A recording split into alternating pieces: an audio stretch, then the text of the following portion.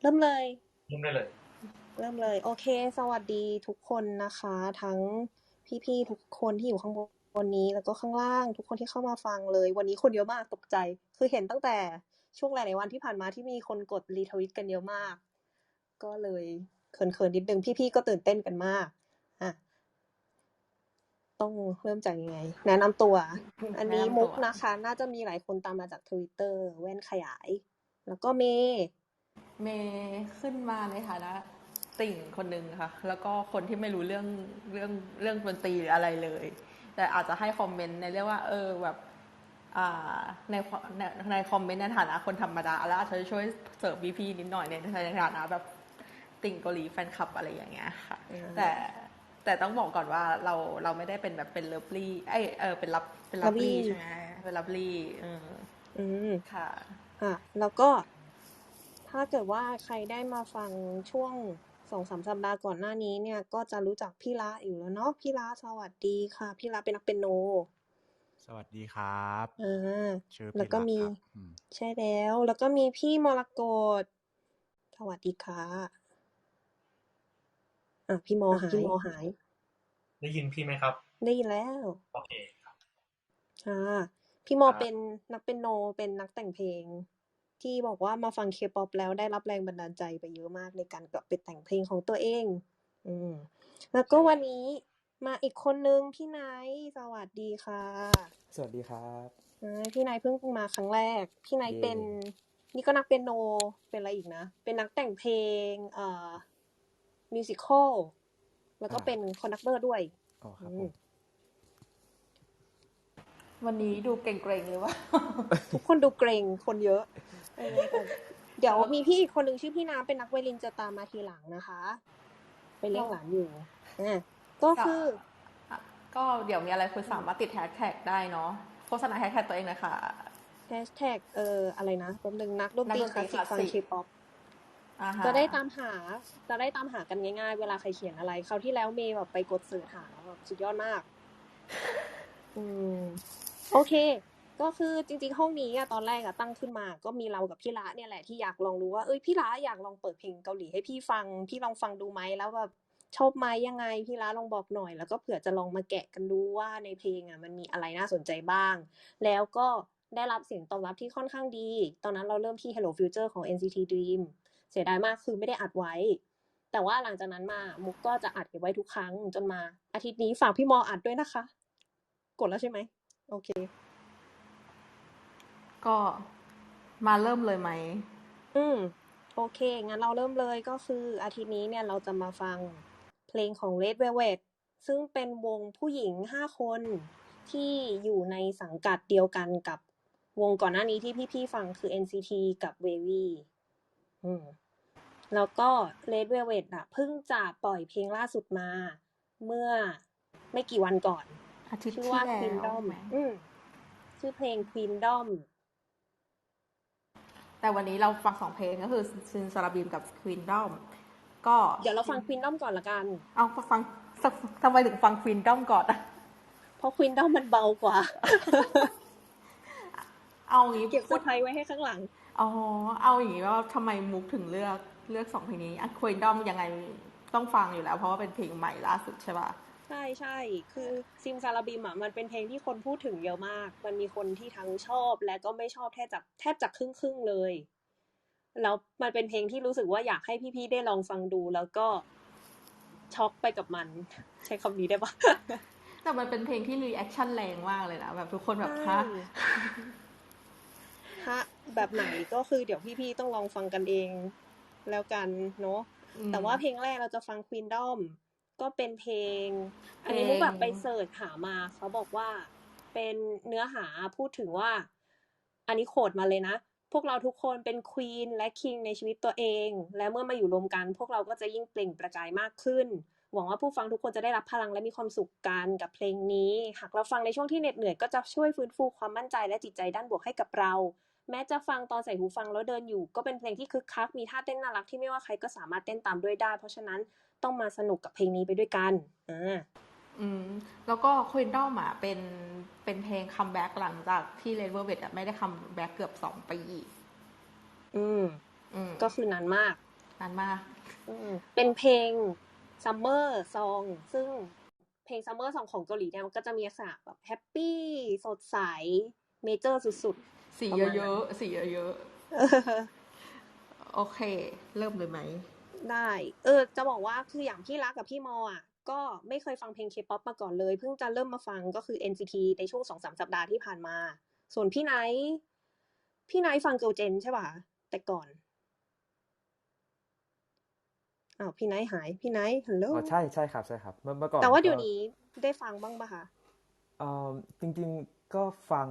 บ้างมีฟังบ้างจริงๆผมชอบติดตามฟังเพลงซีรีส์ครับก็จะคุ้นเคยแบบนักร้องซีรีส์เยอะๆอย่าง K-Will อะไรเงี้ยฮะ อ๋อ ก็เป็นทางบัลลาดไปมากกว่าอะไรเงี้ยแต่ก็ถ้าที่เป็นวงก็แบบเพิ่งมาหลังๆเพิ่งกลับมาฟังพวก Blackpink บ้างอะไรเงี้ยครับผม อ่า อืม เข้าใจงั้นเรามาเริ่มเลยละกันพี่ละรบกวน ได้เลยเหมือนเดิมเนาะเดี๋ยว เดี๋ยว พี่ พี่ จะ ละ เปิด จะเป็นคนเปิดเพลงก็คือเราจะเริ่มจากการฟังตั้งแต่ต้นจนจบเลยไปพร้อมๆกันแล้วเดี๋ยวพี่ๆเขาก็จะรีแอคว่ารู้สึกยังไงจากการฟังครั้งแรกแล้วเราค่อยมาเจาะรายละเอียดของเพลงกัน เราให้พี่ๆเปิดไมค์ได้เลยไหมแบบเพราะว่าแบบเผื่อจะแบบ จะบอกว่าถ้าฟังแล้วแบบจะโหฮะอะไรอย่างเงี้ยก็ได้นะคะ อ๋อแบบ เพราะว่าคน เหรอ ใช่เพราะว่าคนข้างล่างอะทุกคนอะฟังมาแล้วแน่นอนอะ อ๋อ แต่เขาก็คงอยากฟังว่าสำหรับคนฟังครั้งแรกเผื่อจะได้แบบแล้วเผื่อจะได้สงสัยว่าตรงเนี้ยมันเป็นส่วนที่เราฮะเหมือนกันตอนที่ฟังครั้งแรกเหมือนกันอะไรอย่างเงี้ยค่ะ อ๋อ โอเค โอเคก็คือเรีแอคชั่นได้เลยใช่ไหม โอ้โห เต็มที่ เรียกชั่นได้เลยเต็มที่ค่ะ โอเคครับโอเค ป่ะ ครับ ตื่นเต้น พี่ควรจะ Queendom เปิดของ SM Town ใช่ไหมครับผม ใช่ ใช่ ค่ะ ค่ะ โอเคได้ อย่าดู เป็น MV อันแรก นะ ที่มันได้พี่จะหลับตาเดี๋ยว MV MV มันมีสตอรี่ห้ามแอบดูก่อน โอเคได้แค่แค่เหมือนกับตอนแรกสุดที่พี่ทำ Hello Future แล้วก็แบบดู MV ไปด้วยเลยแบบมันไหลออกนอกทะเลไปเยอะ ยาว เลยคราวนี้เดี๋ยวต้องหลับตาเหมือนครั้งก่อนโอเค โอ ได้ เค นะถ้าเสียงดังเสียงอะไรอย่างเงี้ยมุกบอกเลยนะเสียงดัง ได้ ไป ค่ะ เสียงแตกโอเค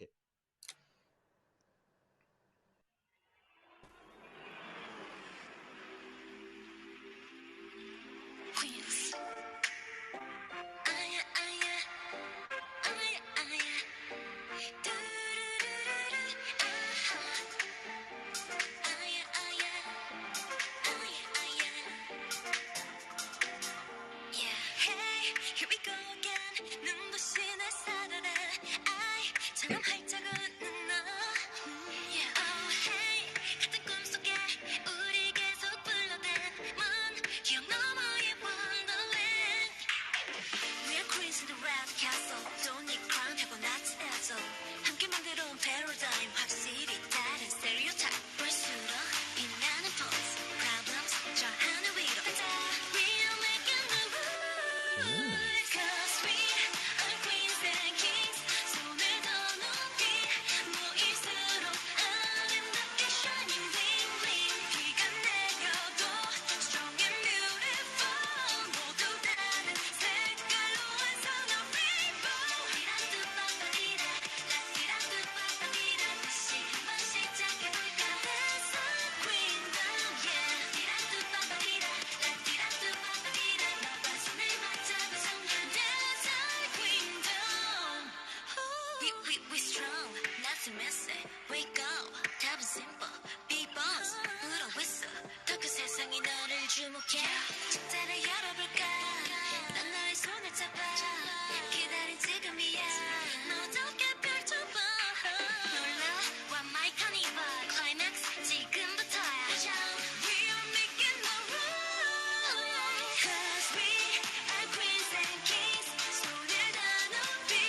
모일수록 아름답게 shining bling bling. 비가 내려도 strong and beautiful.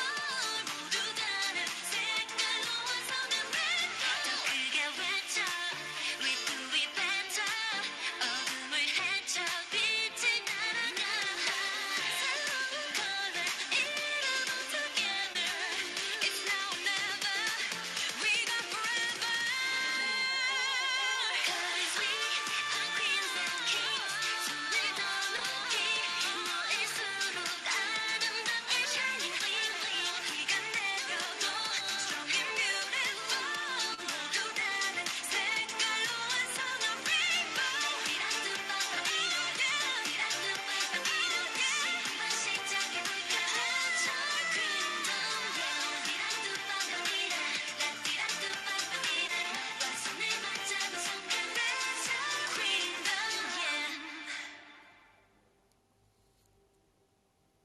เย่ ว้าว เย่ค่ะ ทุกคนฟังอย่างตั้งใจมากอ่ะ กำลังฟังอยู่อาจิบปั๊บปื้อบอดี้ เอ้ยเอ้ยเอ้ยเอ้ยเอ้ยเอ้ยเอ้ยเอ้ย มองมาแล้ว ชื่ออะไรวะ เจ เจ็บ อ ปะ ปะ พี่ F ที่ ใช่ อะ ไหม ไร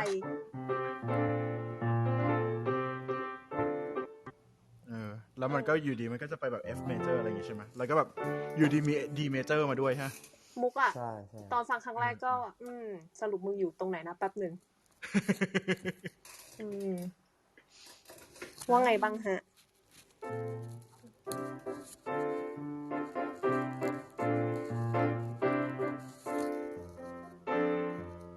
เข้าใจแล้ว มันเหมือน โค มันชอบเริ่มด้วย D minor แล้วจบที่ F major ใช่ใช่มันเหมือนกับมันสำหรับพี่มันก็จบ6เหรอวะมันเหมือนกับ F หรือว่า D หรือว่าแล้วมันไปอยู่ที่ไอคอร์ด B flat เยอะมาก ซึ่งมันก็เลยมีแฟลตแบบเมเจอร์เซ ใช่ เว่น ใช่ใช่เลย ฟังแล้วเป็นอย่างไรบ้าง ใครก่อนดี พี่มอเมื่อกี้ร้องได้แล้ว ก็จริงๆมันมีไอที่ทำนองที่ร้องเมื่อกี้อยู่ตอนเกือบท้ายๆมั้งไม่รู้เหมือนกัน มันโผล่มานิดเดียวอะแล้วตอนหลังค่อยมาแบบเยอะ ตอนหลัง ที่เป็นคำนองปั๊บปั๊บปั๊บปั๊บปั๊บปั๊บอะไรแบบแปลว่าอันนี้คือติดหูทัน แล้ว ที ก็ใช่แล้วก็เมื่อกี้เหมือนมุกบอกว่ามันเหมือนเป็นเพลงที่ปล่อยพลังบวกเนาะก็คือรู้สึกได้ว่ามันแบบมันชัดเจนว่ามันแบบต้องการอย่างไรบ้างยังreact ได้มากไม่ได้ครับ คนอื่นว่าไงครับ ขอก่อนแล้วกันเพราะว่ารู้สึกว่าไนท์น่าจะมีอะไรพูดเยอะเพราะว่าไนท์แบบว่าฟังเพลงพวกนี้อยู่แล้วสำหรับพี่คือพี่แบบก็เป็นนักดนตรีคลาสสิกจริงๆเนาะก็แบบไม่ค่อยได้ฟังอะไรอย่างงี้ เลยต้องพูดก่อน เอาเลยเต็มที่ ไม่แต่ว่าก็คืออย่างที่มอบอกนะว่าแบบเหมือนกับมันปล่อยพลังบวกแล้วก็รู้สึกว่ามันก็เรียกว่าอะไรดีมันใช้คำว่าอะไรดีมันป๊อปปี้อ่ะแบบฟังแล้วแบบสนุกดีอะไรเงี้ยแล้วก็มีแบบมีที่มันเด่นขึ้นมาคือสำหรับพี่คือไอ้โครมาติกที่มันมีช่วงหลายๆครั้งที่มันเป็นดาดาดาดาเอาไว้จบเฟรสเนาะจบประโยคเพลงแล้วก็แบบโอ้มันเหมือนกับมันคือเหมือนคอร์ดมันก็ซ้ำไปซ้ำมาเยอะเนาะ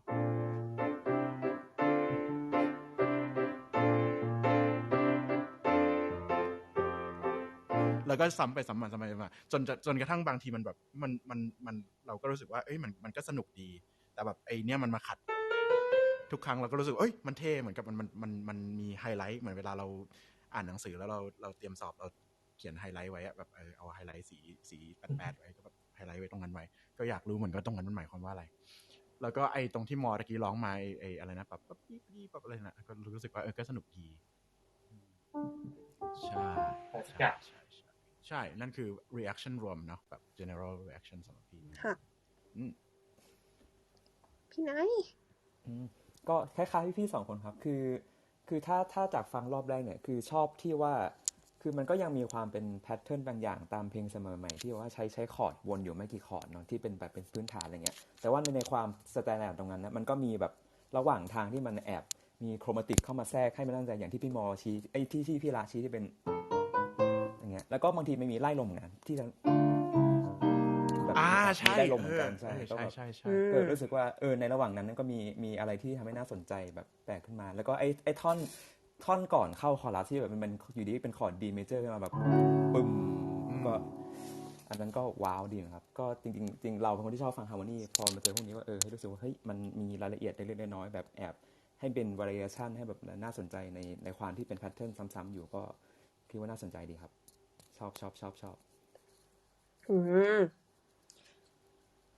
ก็น่าจะประมาณนี้แล้วก็จะบอกว่า for your information จริงๆเพลงนี้ชื่อ Queendom ใช่ไหมแล้วก็จริงๆมันมีความสำคัญความแบบเจ๋งอีกอย่างนึงคือก่อนอันนี้ยังไม่ได้พูดถึงก็คือคนแต่งจะมีทีมผู้หญิง2 คนที่ชื่อ Sunshine เนี่ย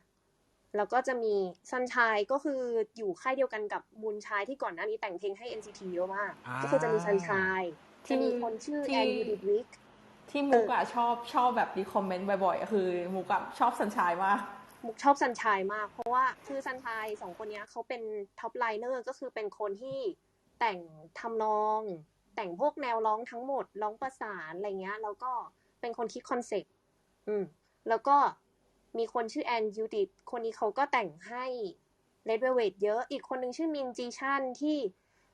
จริงๆเขาค่อนข้างดังในเรื่องการแต่งเพลงช้าเพลงบัลลาดแต่เพลงเนี้ยคือเขาเป็นคนที่ทั้งแต่งทั้ง arrange เล่นซีนเล่นเปียโนเล่นเบสเองหมดเลยและพีคที่สุดคือทุกคนในเนี้ย4คนอ่ะเป็นผู้หญิงหมดนี่ค่ะควีนของแท้ไม่ใช่5 คนคือซันชายมีอยู่2คนมี5 คนก็คือ5 คนคือนักร้อง5 คนคือนักร้องคนเต็มเพลงผู้หญิง4 คนใช่ใช่คนแต่งเป็นผู้หญิงหมดเลยก็คือคนร้องก็เป็นเพลงวงผู้หญิงที่แต่งโดยผู้หญิงที่ชื่อเพลงว่า Queen Dom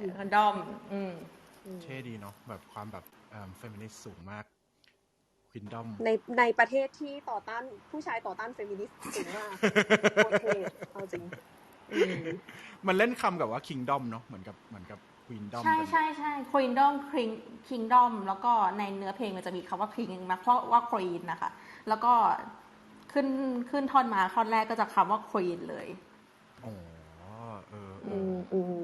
คือแบบเป็นเรื่องของเพศสภาพที่สูงที่แบบชัดเจนมากแบบเป็น statement สำหรับแบบว่าเฮ้ยนี่ฉันเป็นผู้หญิงทั้งหมดนะเราก็ต้องสิทธิอะไรเงี้ยแต่จริงๆRed Velvet มีความเกี่ยวกับแบบ LGBT เยอะเหมือนกันนะแล้วก็แบบความเท่าเทียมอะไรอย่างเงี้ยแต่หลายเพลงของ Red Velvet อะค่ะเหมือนดูเป็นเมสเสจที่ซ่อนอยู่แล้วอีกอย่างนึงที่อาจจะต้องอธิบายคือวงเนี้ยชื่อ Red Velvet ซึ่งเขาจะมีคอนเซปต์ในวงเนี่ยคือแยกชัดเจนก็คือคอนเซปต์แบบ Red กับคอนเซปต์แบบ Velvet Red ก็จะแบบไปในพวกเพลงแนวสดใสหน่อย Velvet ก็จะดาร์กกว่าเราก็จะมีบางเพลงที่เป็นเรดกับเวลเวทผสมกันซึ่งเพลงนี้ก็คือเหมือนกับเรดอะไรอย่างงี้ปะใช่เพลงนี้เป็นเรดเข้าใจละคอนเซปต์ชัดทีนี้เราจะลองแบบฟังเจาะกันเลยไหมได้เลยลงรายละเอียดกันคือวันนี้รู้สึกเขินๆยังไงไม่รู้ทำไมคนมาเยอะจังเฮ้ยชิวดิเอาชิวเหมือนทุกครั้งใช่ๆแต่ว่าคือแบบเหมือนกับเราต้องรีแลกซ์นะคะวันนี้เราทุกคนเกรงมากเลยตอนแรกที่พี่มากับมุกแค่2 คนคือแบบมันก็แบบ Hello Future คือแบบไม่มีกี่คนเองนะแบบ30 คนวันนี้400แล้วทุกคนใจเย็นเลยทุกคนอยากมาฟังน้องซิมหรือเปล่าเฮ้ยจริงๆคือมุกว่าคนส่วนใหญ่อ่ะเข้ามาห้องเนี้ยเพราะรอเพลงที่2ตายละโอเคแต่เพลงนี้ค่อยๆไปกันโอเคงั้นชิวๆกับเพลงนี้ไปนะฟังตั้งแต่แรกกันนะโอเคพี่จะหลับตาเหมือนเดิมจะไม่พยายามไม่มอง MV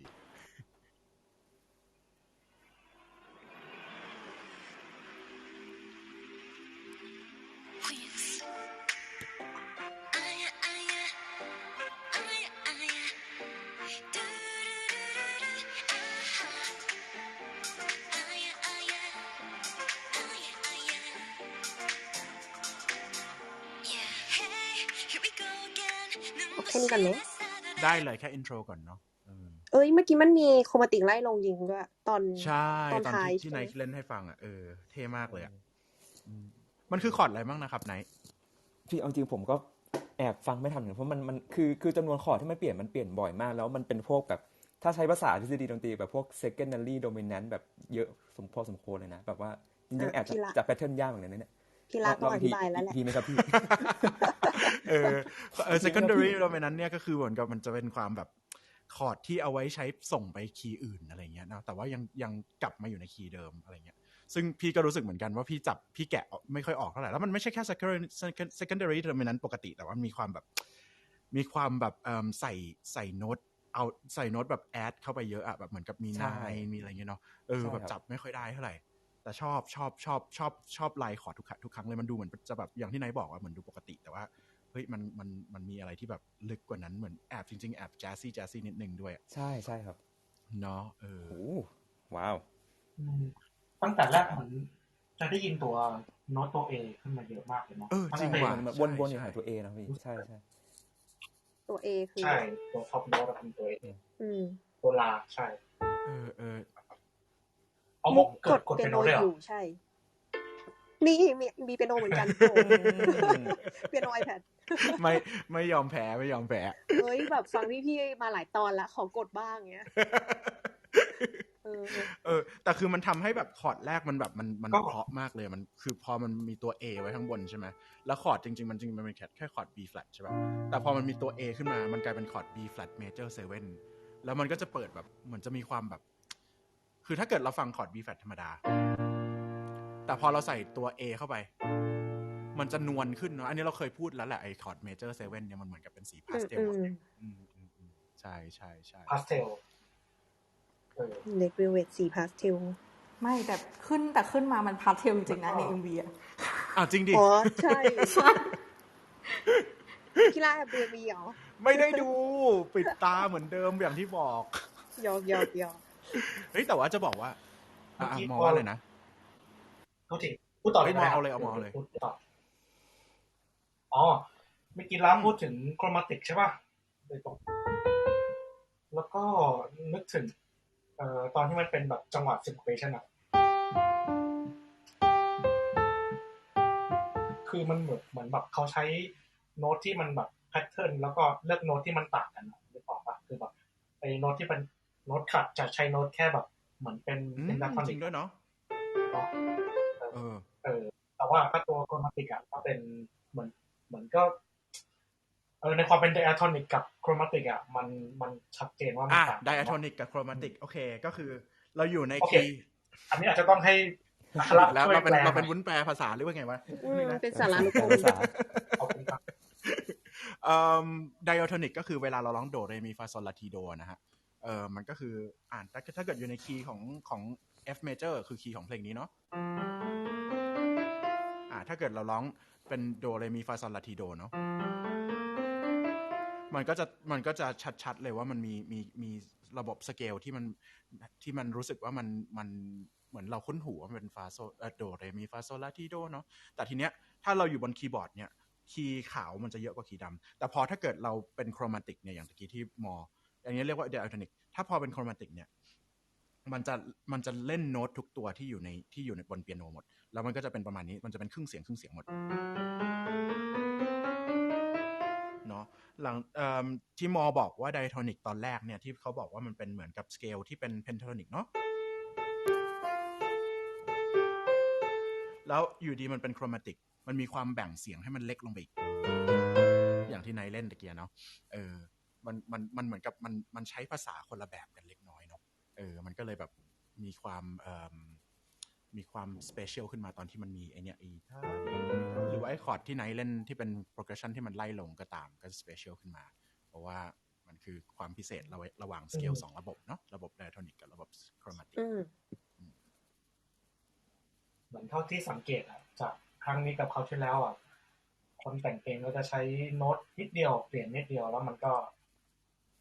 นิดเดียวแต่ว่าเอฟเฟกต์แบบเยอะมากเลยรู้สึกว่าเขาใช้แบบเหมือนแทนที่จะจาก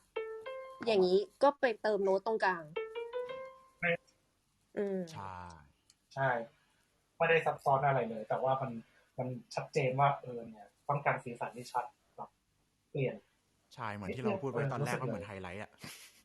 เฮ้ยเกิดอะไรขึ้นวะโอเคแล้วก็จริงๆที่เมื่อกี้พี่มอพูดเรื่อง pentatonic scale คือจะบอกว่ามีคนหลายคนรู้สึกว่าเพลงนี้พอดีแบบมันไปคล้ายกับเพลงไทยเพลงนึงของหญิงลีเมื่อกี้พี่ล้าเล่นแล้วมันแบบมันมีท่อนหนึ่งเว้ยแบบไม่พี่ล้าเล่นมันจะเป็นอันนี้ใช่ไหมแล้วพอดีว่ามันแบบมันเป็นแพทเทิร์นที่ไปคล้ายกับของหญิงลีพอดีคีย์เดียวกันแต่ว่านั่นแหละก็คือมันเป็นความแบบความเพนทาโทนิกด้วยไงสเกลเนี้ยเพนทาโทนิกเนี่ยเป็นสเกลที่มี5โน้ตเนาะพอมันมี5ไอ้สเกลเนี่ยเป็นสเกลที่บางคนเรียกว่าเป็นสเกลมนุษยชาติเพราะว่ามันมีทุกใน culture เนี่ยมันจะมีสเกลนี้อยู่สเกลนี้ก็จะไปโผล่อยู่ที่แบบชนพื้นเผ่าอะไรนะเผ่าของแบบอเมริกันอินเดียนอย่างงี้ใช่ไหมหรือว่าเขาไม่ใช้คำนี้กันแล้วนะแต่ว่าก็คือเหมือนกับค คนที่อยู่ในทวีปนั้น หรือว่าในจีนในไทย เอ ในญี่ เชี ปุ่ ย น ใช่ เนาะในแอฟริกาก็ใช้สเกลนี้เนาะมันคือโน้ต ก็ 5 คื ตัว อเป็ นี้ นเหมือนสเกลพื้นบ้าน ใช่ถูกต้องมันก็เลยคล้ายกันได้ก็ไม่แปลกเท่าไหร่ที่จะคล้ายกันใช่แล้วก็ แต่ว่า เหมือนแบบเน้นตัว A เยอะตัวลา ใช่ ตัวเนี้ยเยอะ ใช่ มันก็เลยไปคล้ายกันนั่นแหละไม่มี อยา อะไร กรู้เลย แล้วเพลงหญิงลีเพลงอะไรอยากรู้เลย ชื่อเพลงอะไรวะเมย์จำไม่ได้ ผู้หญิงหลันลา ผู้หญิงหลั่นลาโอเคเดี๋ยวเราลองไปฟังกัน หรือว่าจะให้เปิด แต่ว่า ให้ฟัง มัน ไม่ตื่น ประมาณเนี้ยมันก็เลยแบบเอ๊ะนิดนึง เข้าใจแล้วก็คือเป็นโทนิกอย่างที่มุกบอกแหละใช่ปาต่อกัน เฮ้ยแต่ขอพูดอย่างครั้งหนึ่งตะเกียได้ยินคำว่าควีนมาชัดมากเลย ตอนแรกสุด ใช่มันเป็นท่อนคำว่าควีนซึงกีเปิดคำมาด้วยแบบควีนเลยค่ะใช่คือพี่จะเป็นคนที่สงสัยเรื่องเนื้อเพลงเยอะ แต่ว่าพี่ควรจะรู้อะไรไหมตอนเปิดขึ้นมาตะกี้มันถ้าใน MV จะเป็นการเปิดประตูต้อนรับป่ะพี่แล้วก็แบบควีนอะไรอย่างเงี้ยโอเคมันเหมือนเราเข้าไปในอาณาจักรหนึ่งที่แบบที่เราไม่รู้ว่ามันซ่อนอยู่อะไรอย่างเงี้ยค่ะแล้วก็แบบเหมือนเปิดประตูอินโฟเมชันมาเป็นซึงกิแล้วก็พูดคำว่าควีนขึ้นมาจริงๆพี่ชอบการดึงคนดูแบบนั้นนะเหมือนกับแบบมันค่อยๆเปิดออกมาแล้วก็แบบเหมือนเข้ามาในโลกนี้สิแล้วก็ฟังฉันเหมือนมันค่อยๆดึงมันก็จะมีเพลง2แบบเนาะแบบที่ reach audience ก็คือแบบปั้งนี่เลยนี่คือสิ่งที่ฉันอยากให้คุณฟังกับลัวเข้ามาคนดูเข้ามาซึ่งพี่รู้สึกว่าเพลงนี้มันคล้ายๆอย่างนั้นนิดนึงโดยที่แบบตอนแรกมันมีเสียงเอฟเฟกต์ที่แบบค่อยๆฟืบเข้ามาแล้วก็แบบ Queens แล้วก็แบบเรามาฟังกันเหมือนเป็นแบบคำยินดีต้อนรับเงี้ยเหรอนิดนึงเจ๋งไม่ได้ดู MV ใช่ไหมฮะ MV เป็นยังไงหรอเนี่ยเราอีกแล้วนะเนี่ยบอกแล้วว่าคือแบบดนตรีเขาแบบมันดีไซน์มาให้เข้ากับทุกอย่างที่เขาจะสื่อมากๆเลยเนาะหลายครั้งแล้วตั้งแต่ครั้งแรกเลย Hello Future พี่ก็รู้สึกแบบมีอะไรที่แบบว่าพี่ฟังแค่ดนตรีแต่ Hello Future ตอนนั้นดูอันนี้ด้วยแต่ครั้งที่2ที่ Dive Into You กับอะไรนะพันใช่ไหมอย่างเงี้ยก็แบบมีเนี่ยเววีเขาที่แล้วที่พี่ฟังแล้วก็พูดถึงอะไรทะเลทรายอาหรับนู่นนี่มีแต่คนแบบเฮ้ยพี่ฟังออกได้ไงวะก็เลยว่าจริงๆแล้วไม่ใช่นักดนตรีหรอกคนแต่งเก่งใช่แต่พอมาฟังอย่างเงี้ยฟังที่ร้านพูดอย่างเงี้ยมันก็เลยทำให้เรารู้สึกว่า K-pop มันคิดเป็นระบบมากเลยใช่แบบมอก็พูดเหมือนกันนะมอก็รู้สึกว่าแบบมันชัดเจนมากตะกี้เมย์จะพูดอะไรต่อนะครับคือมันไม่ใช่แค่แบบดนตรีเพลงแล้วก็แบบเราฟังแล้วออกมาเป็นยังไงคือเขามาพร้อมคอนเซปต์ให้มันไปเข้าด้วยกันกับดนตรีกับเพลงเงี้ยแล้วก็แบบตีความออกมาทุกแบบท่อนทุกแบบทุกสัดส่วนของมันจริงโอเคมาฟังต่อดีกว่าเนาะเอาพี่ไนท์ได้ทำไมไนท์เงียบเลยขอโทษฟังอีกครับพี่นายคอมเมนต์อะไรไหมคะหรือยังไงโอเคครับเดี๋ยวไปต่อเลยก่อนโอเคค่ะพี่นายถูกเราจะฟังอินโทรอีกรอบไหมหรือว่าไปต่อเลยดีกว่าอินโทรอีกรอบก็ได้แล้วก็ทะลุไปเลยได้เลย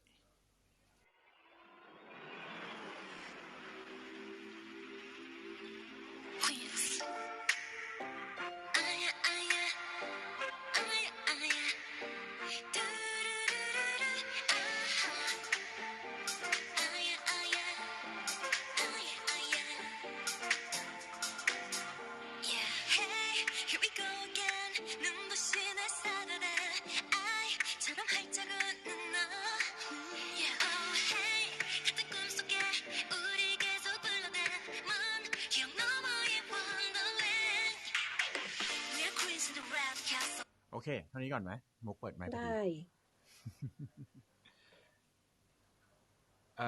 สำหรับพี่แล้วพี่แค่รู้สึกว่าเวอร์สแรกมันแบบว่ามันเหมือนลดคอร์ดลงไปเนาะแต่ว่ามันเปลี่ยน progression chord ได้ปะ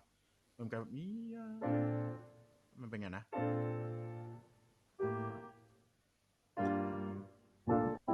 ใช่ไหมในพอจับได้เมื่อกี้มอเล่นใช่ไหมใช่มันเหมือนตอนแรกมันเซตให้เราได้ยิน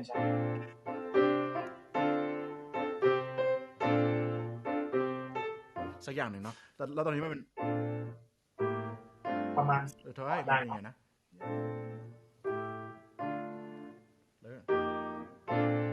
ประมาณนี้เนาะมันเหมือนกับมันมีความลดคอร์ดลงไปแล้วทำให้โปรเกรสชันมันแบบมันซิมเปิลขึ้นแต่ก็มันอย่างไอตอนเนี้ยเป็นไงนะ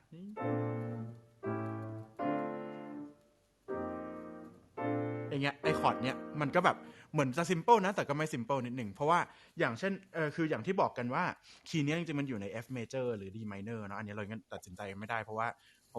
ทั้งสองคีย์เนี้ยมันเป็นคีย์ที่คล้ายกันมากเหมือนเป็นคีย์พี่น้องกันในภาษาดนตรีเขาจะเรียกว่าเป็นคีย์ relative major minor เนาะซึ่งหลายๆคนเขาก็จะบอกว่ามันอาจจะเป็นคีย์นี้หรืออาจจะเป็นคีย์นี้มันขึ้นอยู่กับว่าเรามองมันยังไงเนาะแต่ทีนี้เนี่ยไอการที่เขาใช้คอร์ดเนี้ยเหมือนเขากำลังจะบอกว่าเฮ้ยไอคีย์เนี้ยจริงๆอาจจะไม่ใช่คีย์นี้ก็ได้เพราะว่ามันไอคอร์ดเนี้ยมันเป็น secondary dominant อย่างที่ไนท์บอกตอนแรกเนาะแล้วมันจะส่งกลับไปที่คอร์ดแรกที่เราได้ยินเหมือนคีย์เนี้ยมันคือคีย์ F major หรือ D minor แต่ว่าคอร์ดที่เราได้ยินหลักมากๆจริงๆคือคอร์ดนี้ซึ่งคือ B flat คอร์ด B flat major 7แล้วคือแบบเหมือนมันทำให้เรางงว่าเฮ้ยเราอยู่คีย์ไหนกันแน่แล้วมันมีการแบบภาษาดนตรีเขาจะเรียกว่า tonicize B tonicize key หนึ่งด้วย tonicize ตัว B flat ด้วยการที่แบบว่าเหมือนกับหรือว่ามันอยู่ในคีย์ B flat กันแน่นะตอนแรกเรามี choice 2 choice ใช่ไหม F major หรือ D minor ตอนนี้เขาบอกว่าด้วยคอร์ดเนี้ยเขามาบอกว่าเฮ้ยมันอาจจะเป็น B flat ได้ด้วยคือมันมีความงงอ่ะแบบเฮ้ยแล้วมันยังไงนะมันจะไปไหนนะนิดนึงมีความอย่างที่มุกบอกตอนแรกว่าแบบมันฟังคอร์ดมันอะไรนะมันโยกไปโยกมาแล้วมันไม่รู้ว่ามันจะไปทางไหนกันแน่ใช่มันดูวนใช่มันดูวนๆแล้วมันวนแบบเขาตั้งใจให้มันวนอ่ะแบบไอ้คอร์ดอย่างเงี้ยมันก็แบบกลับมา B flat แล้วมันตกลงมันอยู่ในคีย์ B flat หรือว่า F หรือ D minor นะตอนแรกมันมีแค่ F กับ D minor ตอนนี้มี B flat เข้ามาเป็น choice อีกอันนึงด้วยก็คือที่ละบอกเนี่ย B flat หรือ D minor ใช่ไหมคือทำนองมันเหมือนกันเนาะคล้ายๆกันแต่ว่าเหมือนคือเท่าที่ฟังปกติเราชอบฟังเพลงเป็นแบบ4 bar phrase อะไรอย่างเงี้ยเรารู้สึกว่า4 bar แรกคอร์ดแรกมันเป็น B flat ทำนองเดียวกันนะแล้วก็พอไป4 bar หลังมันก็เป็นทำนองเดิมแต่ว่าคอร์ดเนี่ยเป็นคอร์ด D minor แทนที่จะเป็น B flat major ใช่ก็กลายเป็นคอร์ดแทนมันก็เลยก็คือที่บอกว่าฟังแล้วมันดูเหมือนวนจริงๆเมโลดี้มันอยู่ในแอเรียที่แบบ 5-6 ตัวเนาะแล้วก็แค่คอร์ดแรกเนี่ยมันเปลี่ยนไปเฉยๆอะไรได้ต้องลองฟังรอบหนึ่งว่ามันมีอะไรจะเสริมไหมฮะก็ตามนั้นเลยครับผมก็ลุยก่อนกันเลยครับลุยก่อนเลยครับผมเฮ้ยงั้นเดี๋ยวพี่จะพยายามไม่พูดมากให้นายพูดมากไม่พี่ดีครับพี่ดีครับพี่เดี๋ยวถ้าผมมีอะไรเสริมอะไรเดี๋ยวผมพูดให้ครับผมได้โอเคได้เลยครับเอากลับไปเข้าร้องเลยแรกเหมือนเดิมเนาะโอเคได้ครับ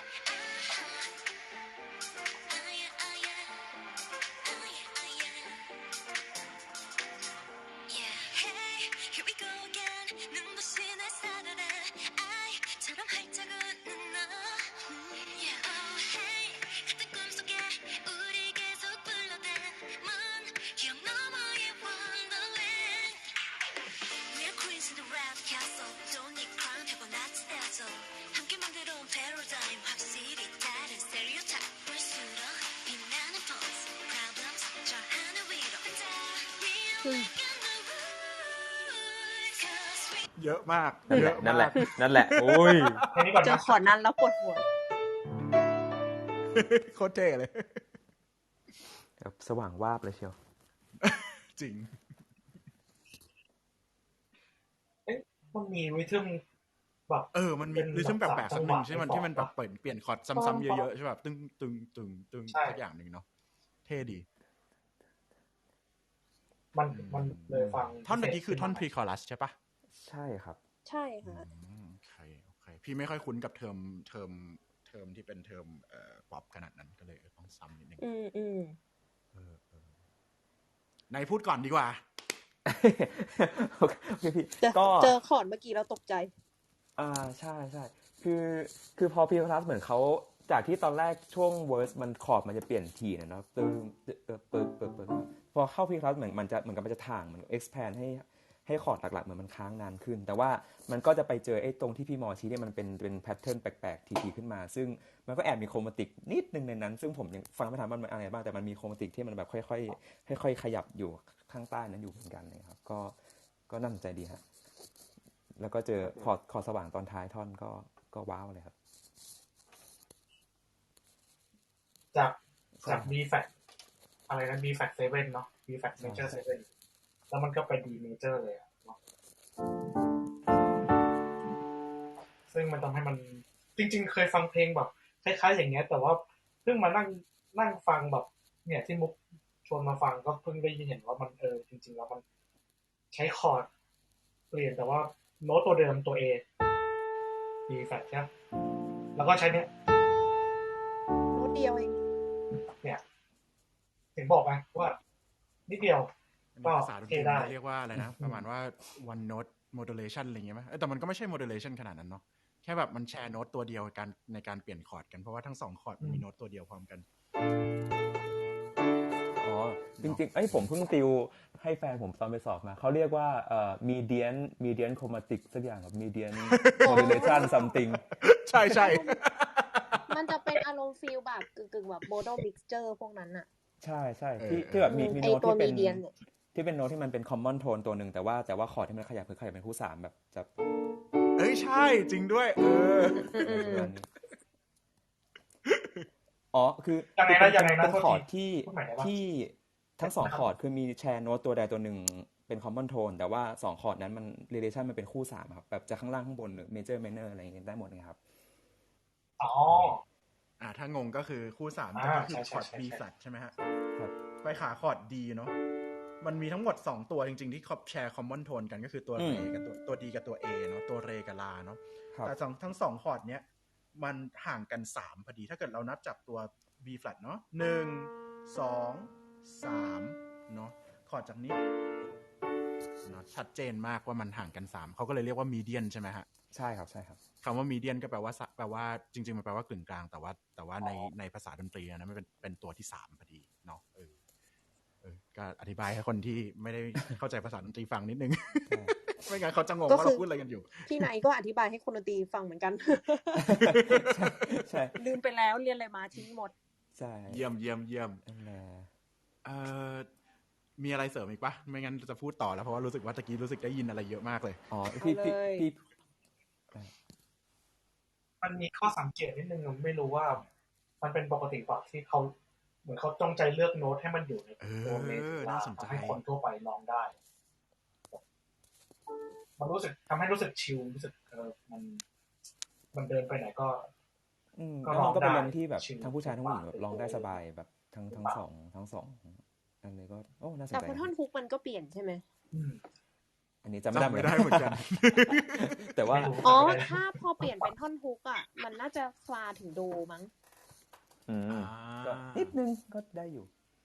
แต่ก็ยังถือว่าอยู่ในออกเต็ปนี้ป่ะในช่วงเลนในช่วงกลางๆใช่ที่แบบใช่ที่แบบหญิงก็ได้ชายก็ร้องดีขอบคุณที่เติมคำว่าร้องให้ใช่ครับผมต้องเซฟตัวเองไว้ก่อนครับ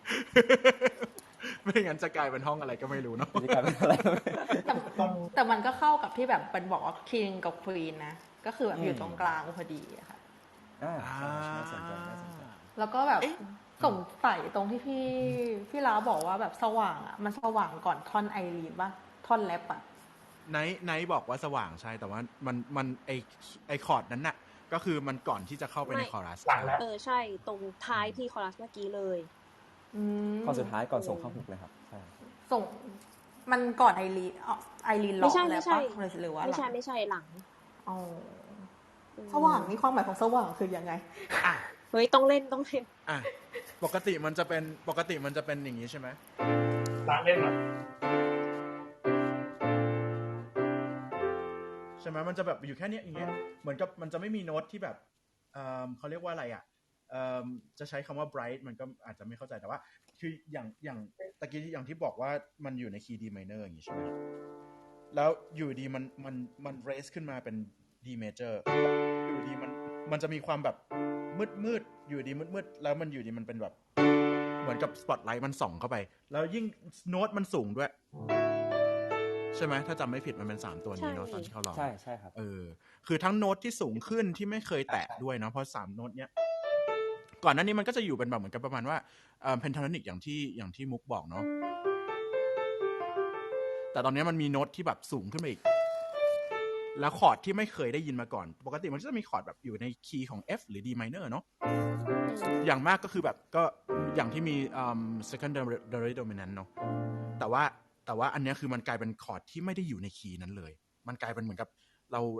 าเดินอยู่ในทางอยู่ในทางที่เราเคยเดินเนี่ยเหมือนกับทำงานเสร็จเราก็ไปเดินในสวนสาธารณะอะไรเงี้ยแต่แบบอยู่ดีแบบว่าอยู่ดีก็มีประตูล่องหนประตูวิเศษใช่ไหมเปิดไปแล้วแบบไปอยู่ในดินแดนอะไรสักอย่างหนึ่งที่เป็นที่ไม่เกี่ยวข้องกับรูทีนของเราเลยเนี่ยคือเมตาฟอร์ที่พี่พูดคิดไว้คือน้องจะบอกว่าดินแดนแบบคือมันคือวันเดอร์แลนด์ใช่ปะแต่คือวันเดอร์แลนด์มันมีในตัวเนื้อเพลงด้วยนะโอ้ยตายละเดี๋ยวแล้วอยากรู้เลยว่าเนี่ยจะถามเมย์อยู่พอดีแล้วแบบมันเกี่ยวกับอะไรบ้างที่ตะกี้เขาร้องกันไปอะฮะเวอร์สแรกกับพรีคอรัสจริงๆสำหรับเมย์ว่า Queendom มันเป็นเพลง empowering อะโอเคเราก็แบบเหมือนบอกว่าทุกคนอะประมาณว่าทุกคนอะมีความฝันเนาะมีรอยยิ้มอะไรอย่างเงี้ยแต่คือตอนนี้คุณอาจจะหาไม่เจออะไรอย่างเงี้ยมันอาจจะอยู่ในดินแดนแบบในความทรงจำมหัศจรรย์ของคุณอะในวันเดอร์แลนด์ของคุณพอท่อนแรปอะก็คือประมาณว่าคุณแบบเราอะคือเราปังมาตั้งแต่เกิดอะไม่ต้องมีมงกุฎก็ได้อะไรอย่างเงี้ยแบบเราไม่ต้องมีแบบแผนเราสร้างขึ้นมาเองได้อะไรอย่างเงี้ยค่ะแล้วประโยคสุดท้ายเมื่อกี้ที่เป็นตัวเนี้ยเขาร้องว่า we are making the rules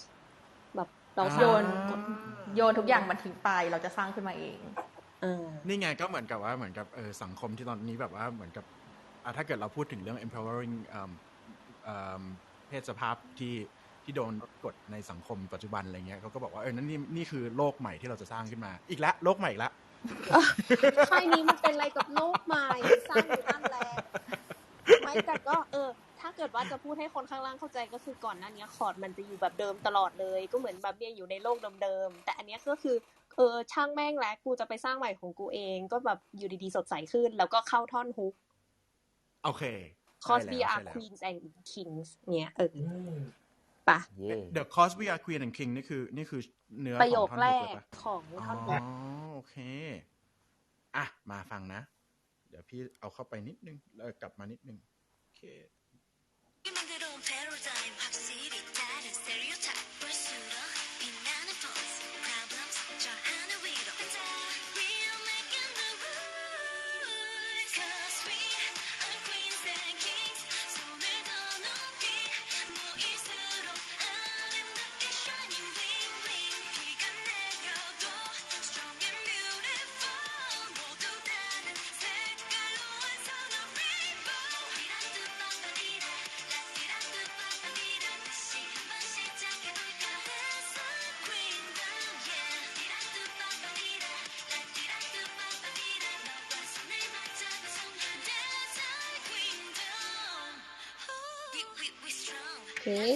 โอเคอยากรู้คอร์ดนั้นมากเลยไหนตะกี้ที่ไหนเล่นมันเป็นยังไงนะไอคอร์ดตอนที่มันเป็นบริดจ์กลับมาตรงไหนนะครับพี่ตรงที่มันแบบ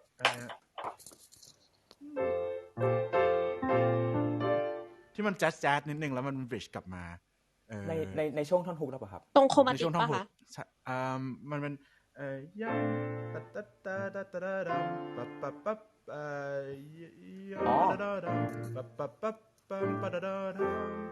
แล้วก็แล้วกลับมาเป็น B flat อะตรงที่มันแบบเป็นตัว transition กลับมาไม่ใช่ตรงนั้นนะเดี๋ยวผมต้องฟังอีกทีเดี๋ยวเราฟังอีกทีได้ไหมย้อนให้อีกรอบได้ไหมได้เดี๋ยวผมตั้งใจฟังคราวนี้คือหูพี่มันไม่ดีขนาดนั้น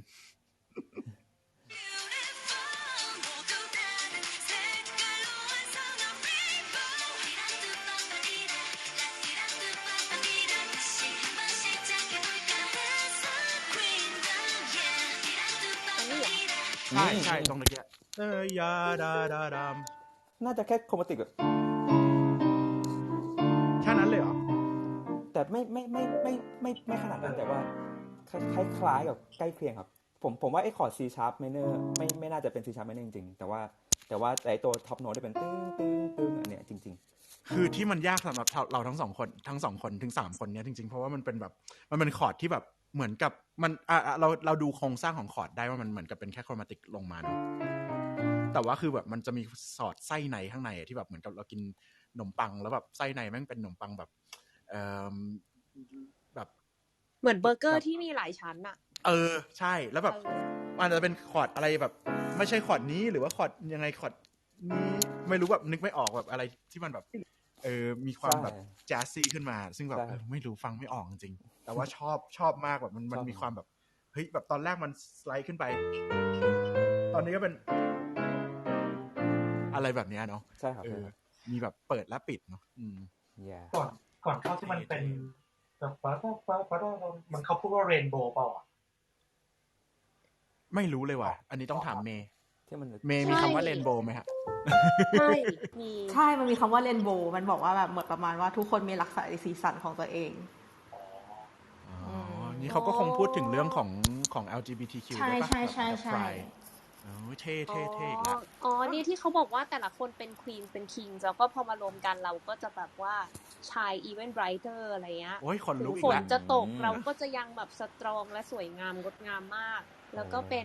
จริงๆมันเหมือนแบบเป็นพูดเหมือนประมาณว่ามันเป็นสายลุงที่สมบูรณ์ได้ด้วยการแบบเอาหลากสีมารวมกันคือเราจะจับมือกันแล้วเราจะสร้างแบบ our queendom อ่ะด้วยพลังของพวกเราอะไรอย่างเงี้ยโอ้ฟังมากค่ะแม่เจ๋งมากเลยพี่นายค่ะแม่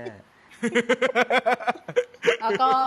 ท่อนที่แบบมันเหมือนไล่มนต์อ่ะก็คือมันเป็นท่อนไล่มนต์จริงๆอ่ะแบบเหมือนแบบมาเพิ่มพลังแล้วก็แบบมาสร้างโลกที่แบบเป็น queendom ของพวกเรา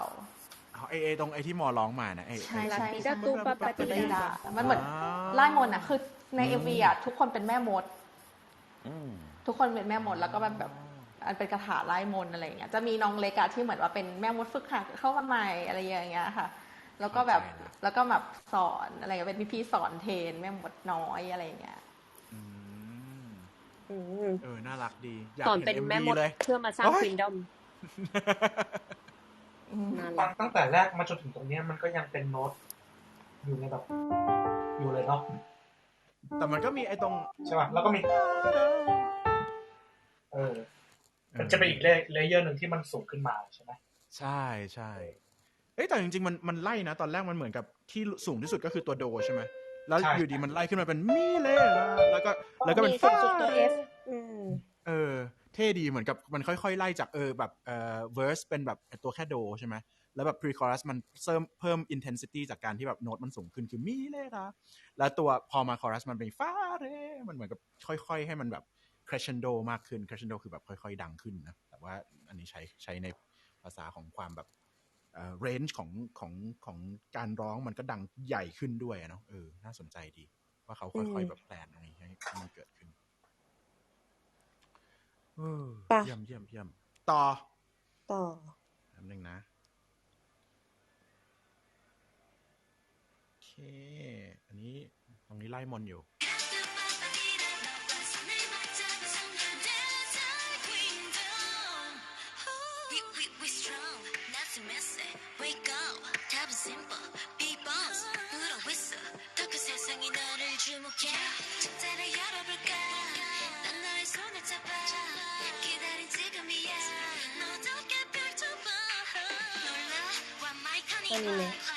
ได้เฮ้ยจริงๆตอนท่อนฮุกอะลืมพูดไปเลยว่ามันมีแบบเสียงทำเป็ดเสียงอะไรอย่างงี้ด้วยไม่รู้ได้ยินไหม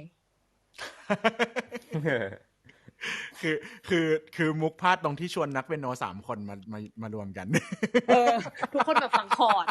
บอกว่าฟังคอร์ดอย่างเดียวเลยออฟเซสกับคอร์ดมากเอาพี่น้ำจบมาค่ะบางคนเล่นเครื่องอื่นมาบ้าง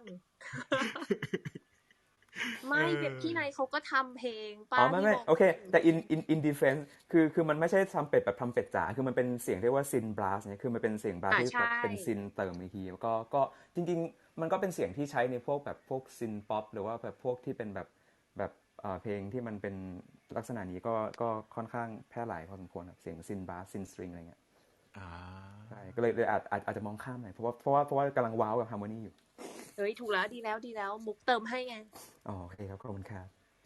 อยากเอาจริงอยากกลับไปฟังเลยว่ามันคือตรงไหน นั่น ที่ สิ เป็นซินบรัสขอฟังหน่อยได้ปะอนุญาตไหม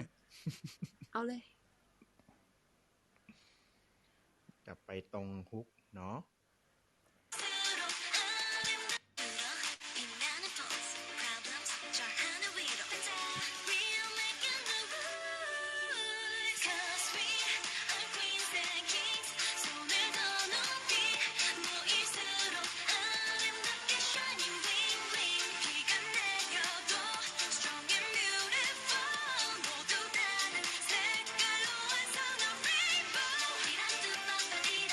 ตรงนี้ใช่ไหม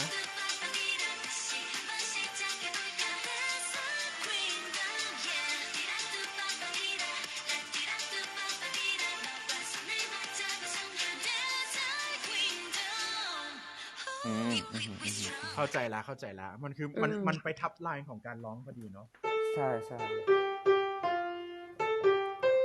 อะไรแบบนี้เนาะประมาณนั้น ใช่ เท่แต่ก็ได้ยินว่าเป็นซินบรัสเหมือนกันแล้วก็รู้สึกว่ามันก็เหมาะกับเสียงแบบสไตล์นี้แบบป๊อปแบบใช้คำว่าป๊อปไม่ได้ไหมเหมือนมันสดใสอะไรเงี้ย ก็ได้แล้วก็อยู่ในโซนป๊อปใช่อัพบีท2ใช่แต่ก็ชอบตอนที่หลังจากท่อนอะไรนะมีอะไรสังเกตนิดหน่อยแต่ว่านี่มันเป็นเรื่องการเลือกโน้ตเฉยๆที่เรารู้สึกว่ามันน่าพูดถึงเฉยๆเนาะเอาเลยจำได้ว่ามันจะมีท่อนแบบเนาะมันจะเป็นแบบเหมือนเป็นคู่ห้าซึ่งตอนทำนองร้องตอนแรกมันจะเป็นอะไรสักอย่างคือมันเหมือนตัดไอตัวหัวที่ครบคู่ห้าเนาะแล้วก็มันมาใช้กับแบบเขาเรียกว่าลูกศรป่ะเป็นคู่ห้าแล้วก็พลิกกลับด้วยนึกออกป่ะคือร้องมันจะเป็นขึ้นแต่ว่าตรงที่มันเป็นลูกศรมันพลิกกลับเข้าใจแล้วคล้ายๆกับไอเดียที่บอกว่ามันมีแบบแล้วตรงนี้มันคือจริงๆที่เดียวกันเลยเนาะใช่สักอย่างหนึ่งเนาะโดเรโซลาเลยตรงนั้นเนาะเท่ดีข้อสังเกตนิดหน่อยนะก็เป็นไอเดียเปิดและปิดเหมือนเดิมอะเนาะเปิดออกมาแล้วก็ปิดเปิดแล้วเหมือนหายใจเข้าหายใจออกนิดนึงมันจะฟังดูธรรมชาติมากขึ้นแทนที่จะแบบเปิดอย่างเดียวแล้วแบบใช่เราพูดถูกอย่างเงี้ยมันก็จะแบบอีกแล้วเหรอเลล่าอีกแล้วเหรอเปิดอีกแล้วเปิดก็คือขึ้นเนาะใช่แต่ว่าลงตอนปิดก็คือลงใช่มันคือแค่นั้นแหละเปิดและปิดดีไปเวอร์สต่อไปไหมเมื่อกี้จริงๆเราฟังกันไปแล้วแต่น่าจะลืมแล้วก็มันก็มา3พยางค์ตึ๊ดอะไรสักอย่างใช่ได้ยินอยู่แต่ชอบตอนที่หลังจากท่อนคอรัสหลังจากท่อนฮุกมันก็คือแบบมันหายไปเลยมันหยุดแล้วก็แบบค่อยเหมือนกับถ้าจำไม่ผิดมันค่อยๆขึ้นมาใช่ไหมมันไม่ได้แบบเป็นบีทขึ้นมาอีกทีนึงมันเป็นบีทคนละบีทกันเท่ดีแล้วให้ฟังจากฮุกไปแล้วก็ไปต่อท่อนบริดจ์ใช่ป่ะตรงนี้เรียกท่อนบริดจ์ไหมครับไม่เป็นเวอร์สต่อไปค่ะเวอร์สต่อไปเลยเหรอโอเค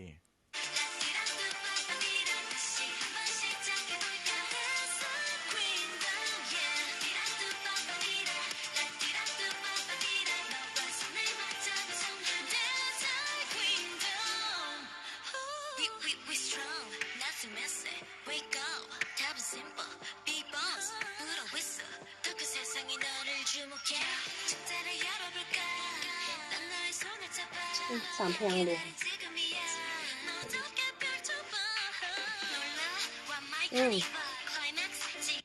เท่มากคือแบบบีทมันหายไปเนาะอย่างที่บอกแล้วก็แบบมันก็เป็นคอร์ดแบบอันนี้มันเป็นเสียงอะไรนะครับไหนแบบ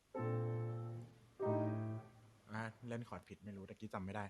แต่คือแบบเหมือนกับเป็นเสียงแบบคล้ายๆแบบอิเล็กทริกเปียโนอะไรเงี้ยแบบนุ่มๆใช่เหมือนใส่ฟิลเตอร์เหมือนกับเป็นมิวเสียงให้มันนุ่มขึ้นนิดนึงนะครับจะได้เป็นแบบคอนทราสต์โทนอะไรครับแล้วก็พอท่อนที่มันเป็นฮุกก็อาจจะเป็นเสียงแบบไบรท์ขึ้นมาแบบแปงขึ้นมาหน่อยครับก็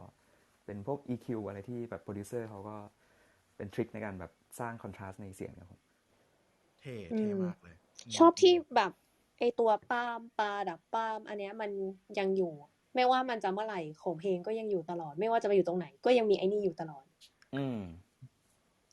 จริงจริงจริงคือมันวนจนแบบจำได้เลยว่าเมโลดี้นี้มันมีโน้ต3 ตัว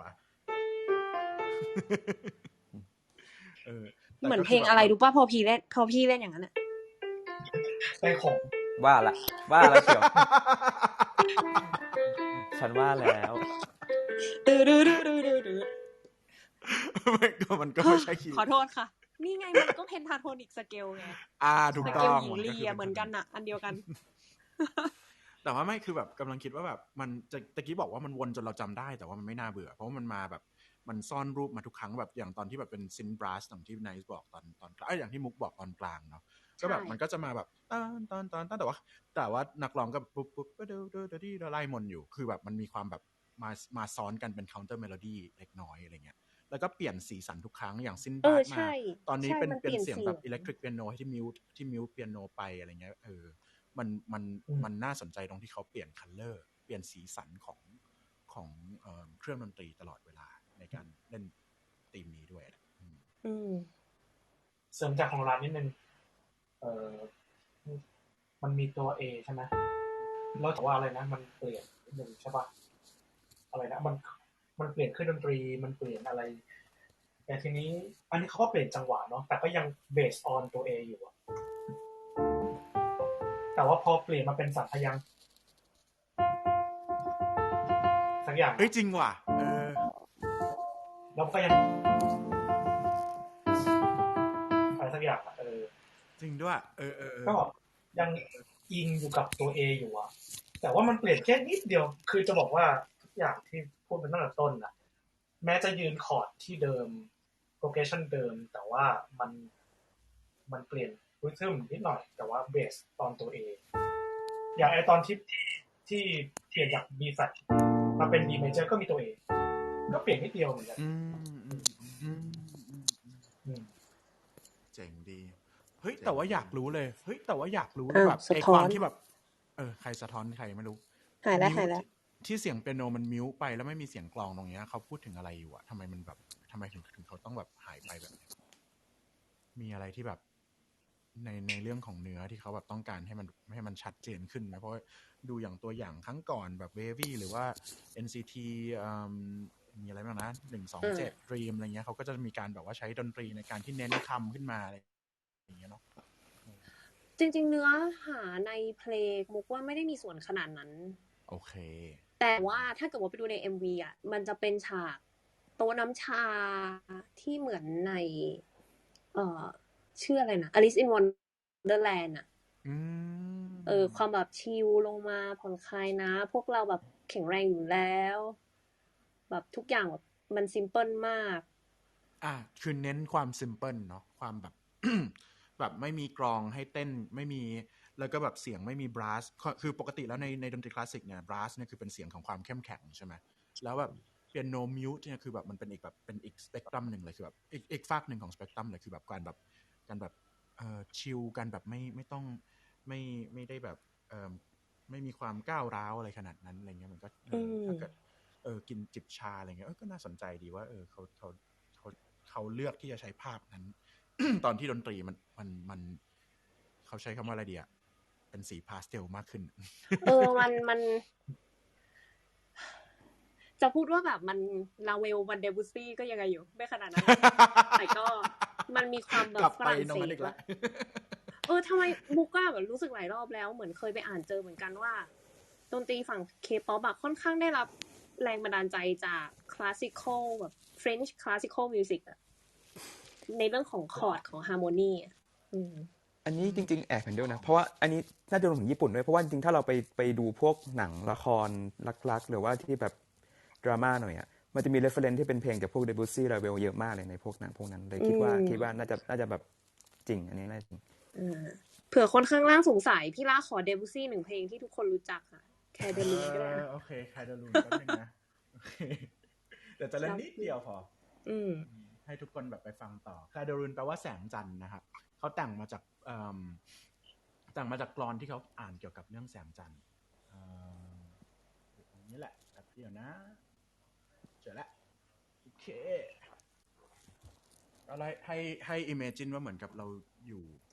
ท่ามกลางความสงบเงียบในตอนกลางคืนแล้วก็มีแสงจันทร์ส่องลงมา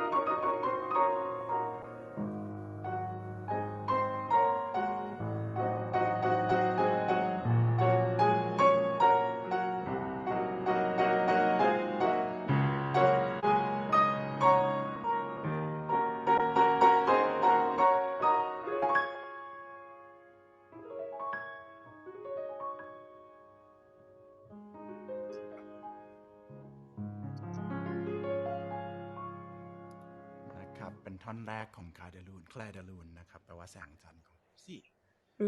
ซึ่งพอฟังแล้วอ่ะมันฟีลคล้ายๆกันกับท่อนนี้อ่ะท่อนเวิร์สที่เราเพิ่งฟังไปอ่ะแบบความอิมเพรสชันนิสอะไรอย่างงี้ป่ะครั้งที่แล้วที่เราคุยกันอ่ะเหมือนกับตอนไหนนะที่มันมีคอร์ด minor 7อ่ะพี่คิดว่าอย่างคอร์ดเนี้ยหรืออย่างแบบคอร์ดเนี้ยแบบมันมีความคือมันก็มีความแจ๊สแต่เราก็พูดได้อีกว่าแจ๊สจริงๆมันก็มาจากคอร์ดของพวกDebussy Ravel พวกนี้อีกเนาะอย่างเช่นตะกี้ที่พี่เล่นคอร์ดไหนดีนี่ก็เป็นคอร์ด minor 9อย่างงี้ใช่ไหมหรือว่าแบบคิดไม่ออกเดี๋ยวหา major 7ให้แป๊บนึงนะหาไม่เจอขอโทษไม่เป็นไรเดี๋ยวเราหลุดไปไกลกลับมาก่อนใช่คือในเพลงนี้มันไม่ได้มี major 7แต่ว่าคืออย่างบอกแบบคอร์ดพวกที่แบบรู้สึกว่ามีกลิ่นอายของแจ๊สกลิ่นอายของความแบบนุ่มนวลเป็นพาสเทลอย่างเงี้ยคืออย่าง Debussy เนี่ยเขาก็แบบถูกจำกัดถูกเขาเรียกอะไรนะเลเบลไว้ว่าคนนี้คือนักแต่งเพลงที่เรียกว่าสไตล์ของเขาที่เรียกว่า impressionism ซึ่งจริงมันมาจากอาร์ตในสมัยนั้นที่มีความแบบว่าเพ้นภาพให้มันเบลอจริงๆมันก็ point ของเขาไม่ใช่ความเบลอแต่ point ของเขาคือการรับแสงคือแต่ละเขา philosophy ของเขาก็คือการแสงที่แต่ละเวลาเนี่ยไม่เหมือนกันนักเขียนภาพพวก impressionist อย่างเงี้ยเขาก็จะแบบมี object เดียวแต่เขาเขียนภาพที่ไม่เหมือนกันแต่ในแต่ละเวลาอะไรเงี้ยก็จะมีความแบบไม่ได้เคลียร์ขนาดนั้นเรื่อง structure ของการวาดรูปอะไรเงี้ยเนาะแต่ว่าประมาณนั้นก็เลยรู้สึกว่าอย่างที่ตะกี้บอกว่าไอ้คอร์ดเนี้ยเหมือนสีพาสเทลอย่างเงี้ยก็คล้ายๆกับเรื่องของนี้ของอาร์ตที่เป็น impressionist เหมือนกันใช่ไปต่อไหมพาไปยาวเลยมีใครอยากเพิ่มอะไรเปล่าถ้าไม่มีเราไปต่อเลยก็ได้มันจะเข้าไป pre chorus ต่อได้เลยก็คือเหมือนแบบเวิร์สรอบเนี้ยมันสั้นลงเท่าตัวมั้งโอเคลองฟังกัน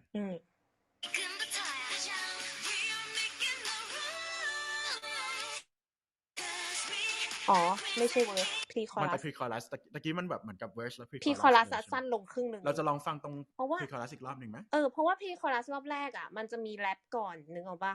มันจะเป็นร้องมาในเวิร์สแรกเสร็จแล้วมันจะเข้าท่อนแรปแล้วก็พรีคอรัสแต่อันนี้กลายเป็นว่าเวิร์สอ่ะมันกลายเป็นท่อนแรปแทนแล้วก็เข้าพรีคอรัสตุ้มเลยโอเคลองดูมาเดี๋ยวพี่จะย้อนกลับไปตรงเวิร์สแล้วกันนะค่ะ อนนี้มันเป็นคอรัสตอนสุดท้ายเนาะ ใช่ ฟังไปเลยก็ได้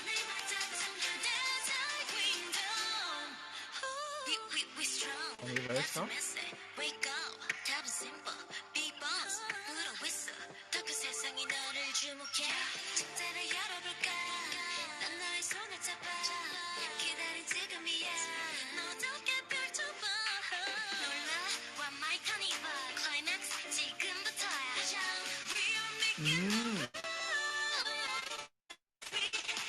สั้นจริงๆแบบนิดเดียวเลยแบบตะกี้ที่มันแบบมีแบบ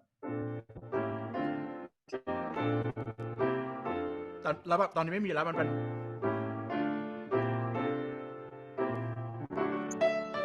ไปหาคอร์ดที่ตะกี้เราบอกเลยว่าเป็นคอร์ดแบบไบรท์ขึ้นมาคอร์ด D major ที่เราบอกกันแล้วมีใครจะพี่มอพี่นายหายไปแล้ว ทำไมหายไปตะกี้หายไปตอน อยู่ครับอยู่ครับ ไปฟัง เราจะไปต่อเลยไหมตะกี้มีใครจะเสริมเรื่อง pre-chorus ที่สั้นลงไหมตะกี้อย่างที่มุกบอกไม่มีครับก็สั้นลงครับแล้วก็รอเลยครับผมต่อเลยนะ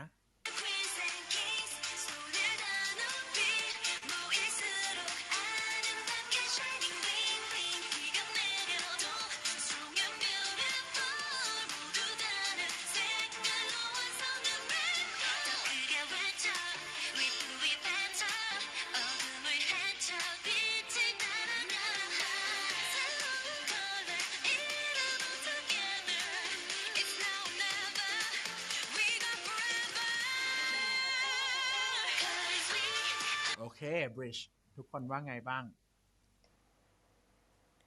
ก็สึกดีครับ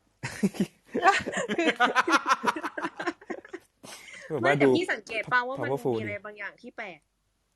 ฮะนั่นก็คือไอ้ท่อนลาติตาตูปปฏิดามันหายไปก็คือโอเคเข้าใจละเหมือนว่าคือเห็นคนฟังหลายคนมากที่รู้สึกว่ารอเท่านี้มาอยากร้องแต่เหมือนแบบโดนสกัดสกัดดาวรุ่งให้มึงล้มแล้วก็แบบไม่ให้ร้องนะเก็บไว้ก่อนถ้าให้เดาคือเดี๋ยวเขาจะมาตอนหลังซึ่งมันจะเป็นตอนท้ายเลยใช่แบบดกนิดนึงอะไรอย่างงี้จริงด้วยอันนี้คือแบบจริงๆแบบการทำการแบบเขาเรียกว่าอะไรสกัดดาวรุ่งแบบนี้มันเกิดขึ้นมาแบบในประวัติศาสตร์หลายรอบแล้วอย่าง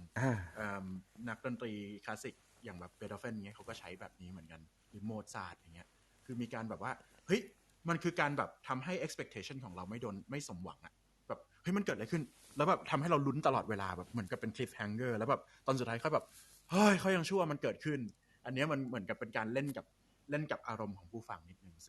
ซึ่งเท่มากเลยใช่ทำไม่มีอะไรจะยังไงไปต่อไหมหรือว่าจะดูโน้ตสุดท้ายหรือยังไงช่วงท้ายไม่มีอะไรมุกแค่รู้สึกแบบไอ้ที่พี่บอกว่ารู้สึกเหมือนแฟงกิ้งคือตัวสุดท้ายทำให้มุกรู้สึกเพราะว่ามันคือตัวโดโอเคงั้นย้อนกลับไปนิดนึงแล้วฟัง bridge อีกรอบนึงแล้วไปต่อเลยแล้วกันเนาะให้ได้ยินตัว cliffhanger ตัวโดแล้วก็หลังจาก bridge มันก็แบบมีการหายไปของเสียงด้วยเนาะแบบปุ๊บไปเลยใช่มันเลยแบบเกินขึ้น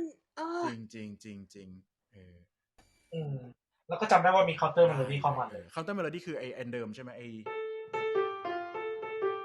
หญิงลีฮะไม่ counter melody คือทำนองใหม่ข้างบนเดี๋ยวคนโกรธนะไม่ได้ก็ใครบอกแล้วเหมือนหญิงลีเข้าไปโอเคตะกี้มอบอกว่าตัวอะไรนะย้อนcounter melody ข้างบนแต่ว่าต้องเดี๋ยวต้องเปิดได้โอเคอีกรอบนึงฟังอีกรอบนึง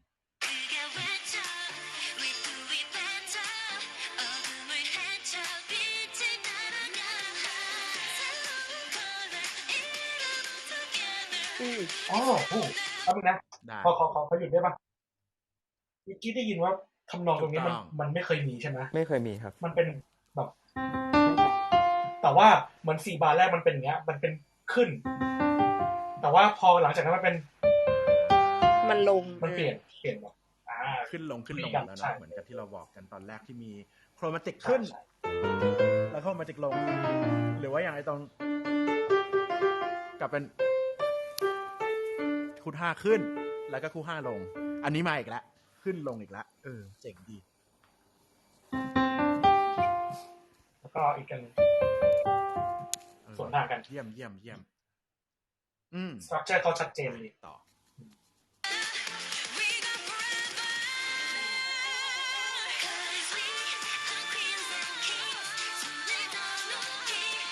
ชอบอัดดิสตะเกียบ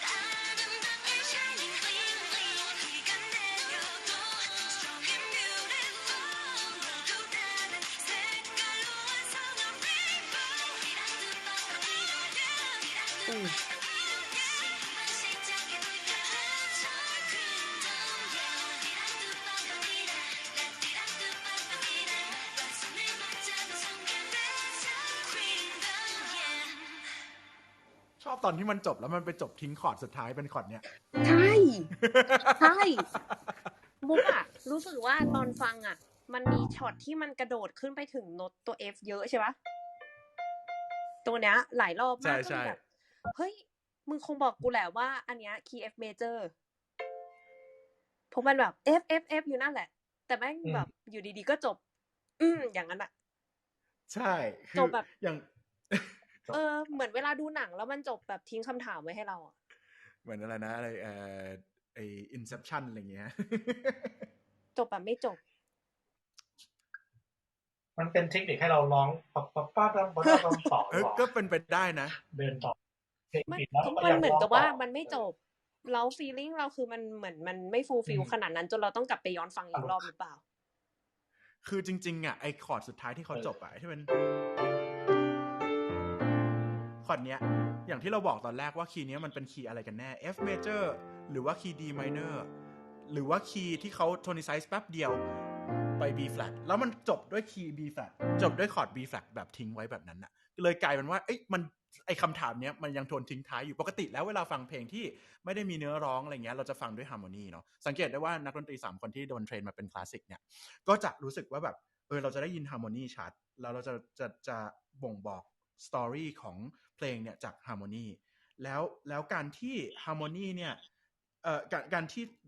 เราลงจบคอมโพเซอร์ลงจบด้วยฮาร์โมนีแบบหนึ่งเนี่ยมันจะแบบนี่คือคำตอบของเพลงนั้นแต่นี่คือแบบเหมือนคำตอบของเพลงนั้นเป็นคำตอบที่แบบอะไรก็ไม่รู้อะ ที่แบบเขาทิ้งคำถามไว้ตั้งแต่แรกแล้วอะคีย์อะไรกันแน่นะ F D หรือว่า B flat แล้วมันไปจบที่ B flat ที่แบบมันไม่ใช่ฟังก์ชันที่จะเป็นฟังก์ชันคอร์ดจบแบบมันคือโน้ตมันเป็นโน้ตตัวแรกของเวอร์สแรกอะใช่ป่าววะ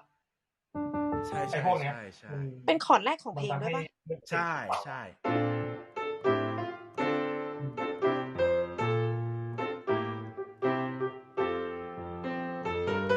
ใช่ไหมที่มันตอนแรกมันเป็นอย่างเงี้ยเนาะ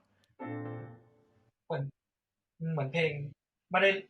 เพลงมันเป็น F major แต่มันเริ่มด้วยคอร์ด C ใช่คอร์ด B flat เฮ้ยมีเพลง K-pop หลายเพลงมากที่ชอบเริ่มด้วยคอร์ด C อ่ะไม่รู้ทำไมแล้วเราก็จะหลงกันใช่บอกว่าตรงมันคีย์อะไรใช่ไหมกำลังคิดว่าจริงๆคอร์ด 4เป็นคอร์ดที่น่าเริ่มนะคือในแง่ที่ว่าถ้าเราอยู่ในคีย์ F major ใช่ไหมนี่คือความ stable ของมันใช่ไหมเหมือนละบอกว่ามันเหมือนค่อยๆเปิดถ้าเกิดว่ามันเริ่มด้วย F major มันจะชัดเจนว่ามันใช่หรือว่าถ้าเกิดเริ่มด้วยคอร์ด6คอร์ด5อย่างเงี้ยมันก็จะมีความแน่นหนักแน่นว่ามันจะต้องไปคอร์ด1แน่นอนเลยหรือเราเริ่มด้วยคอร์ด2มันก็จะแบบมันจะลีดไปได้แต่ว่าด้วยความที่มันเป็นคอร์ด4อ่ะแบบมันมีความทิ้งไว้แบบเหมือนอยู่ในแบบความแบบไม่จำเป็นต้อง define มันขนาดนั้นมันไม่มี definition ขนาดนั้นว่าเฮ้ยมันคือ F major นะมันคือ D minor นะคือแบบมันแบบมันไม่ชัดขนาดนั้นเปิดค่อยๆบอกก็สร้าง your own rule ใช่ป่ะ doing อะไรวะyour own rule ใช่ก็คือสุดท้ายอ่ะมันก็คือคนสร้างก็คือตัวเราเองอ่ะซึ่งไม่รู้จุดจบยังไงคืออะไรหรอกแต่เราจะเริ่มต้นไปด้วยกันอะไรเงี้ยป่ะจบเป็น Hello Future เลยโยงไปอีกแล้วไม่เพราะว่าเอาจริงอ่ะคือเรามารวมพลังกันนะเหนือกฎเกณฑ์อ่ะเราไม่รู้หรอกว่าสุดท้ายมันจะเป็นยังไงอ่ะแต่ตอนนี้มันเริ่มต้นเพื่อเราจะได้แบบ Queendom อ่ะเอาQueendom ของเราอ่ะจริง ก็ถือว่าเราจบเพลงนี้เพลงแรกไปแล้ว ยาวกว่าที่คิด ยาวกว่าที่คิดมากเพราะตอนแรกจริงๆเพลงนี้ก็มันก็เหมือนจะไม่ได้มีอะไรเยอะมากขนาดนั้น แต่ไม่เป็นไรปะ ไป เราจะ ไป เพลง หา ต่อไปเลยไหมคือจะบอกว่า อ่า ถ้าเกิดว่าใครอยากถามอะไรเดี๋ยวอาจจะขอรอตอนจบเลยทีเดียวละกัน แล้ว หรื ก็ อไม่ก็คำถามที่ทวิตแฮชแท็กนะคะ ใช่ คือพอดีมุกตั้งเป็นแฮชแท็กใน Twitter ไว้ด้วย มุกก็จะเข้าไปดูได้ว่าเขามีรีแอคชั่นมีอะไรกันบ้าง ส่วนใหญ่ก็คือถามหาเพลงอื่นๆ ที่อยากให้มีเขามากกว่า2เพลงนี้ด้วย นอกเหนือไปจาก2เพลงนี้ เดี๋ยวค่อยว่ากันที่หลังเอาซิมมาก่ เดี๋ อย วน เดี๋ยว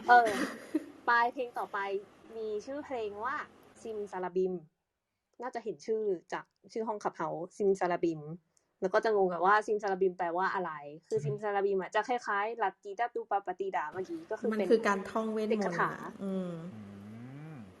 สรุปวงนี้นี่คือเป็นแม่มดเหรอ วงเขาวที่แล้วคือออกนอกอวกาศ วงนี้เป็นแม่มด อะไรอย่างงี้ จริง ไม่แต่ ว่า เลเวลเวทก็มีความเป็นแม่มดอยู่แล้วนะแบบ คือเลเวลเวทมันมีความสดใสใช่ไหมแต่จริงๆอะมันก็จะมีความมืดอะไรบางอย่างในตัวเพลงด้วยเหมือนกันอะไรเงี้ยซ่อนอยู่อะไรเงี้ย ใช่ แล้วก็คือเพลงเนี้ยมันมาจากอัลบั้มที่ชื่อว่ามุกต้องอ่านเป็นภาษาแบบสำเนียงไหน The Rave Festival เนี่ย คือไอเรเวเนี่ยมันมาจากมาจากเรดแล้วก็ ve เวมาจาก velvet แต่เขาบอกคำเนี่ยเรเวมันแปลว่าความฝันที่เป็นภาษาฝรั่งเศส ใช่แล้ว เออ คือแบบมันอ่านว่าแรฟภาษาฝรั่งเศสเนาะ แรฟเหรอ ใช่ใช่ อ๋อ แล้วปกติมันจะมีตัว e แล้วมันจะมีตัวไอแอคซองที่เป็นเป็นแอคซองแบบหัวแบบฝาบ้านอะไอแล้วก็อ่านตัว r มันจะเป็นแรฟ ใช่ ก็คือเนี่ยมันก็จะเหมือนมันจะเป็นเฟสติวัลอันหนึ่งตามชื่อ เพราะงั้นเพลงซิมซาบิมมันก็จะแบบเหมือนเป็น คือไอเรเวเฟสติวัลเนี่ยมันมีทั้งหมด3อัลบั้มเป็นแบบเซตในปี 2019 อันเนี้ยคืออัลบั้มแรก Day 1 เดี๋ยวมันมี Day 2 แล้วก็มี Finale อันเนี้ยเป็นเพลงเปิดเลยของเฟสติวัลนี้ ซึ่งไม่อยากสปอยเยอะ แต่อยากให้เตรียมใจนิดนึง น่ากลัว งง แหละ ปะ มุกว่าเพลงนี้ก็ไม่ได้แพ้พันธุ์ อุ้ยปวดหั เฮ้ยว แล้ เดี๋ยว ว โอ้ย อย่ามันเดี๋ยวมันไม่เหมือนกันมุกแค่แบบว่ามันไม่ได้แพ้กันในแง่ของความแบบโอ้ว้าวเฮ้ออะไรนะอะไรอย่างเงี้ยแล้วเนี่ยคือเหตุผลที่คนเข้ามาฟังกันเยอะเพราะมุกว่าคนอ่ะ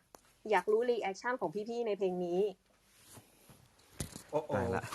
มีอะไรที่ฉันฟังนี้โอเค ใจเย็นยังไม่ทันฟังเลย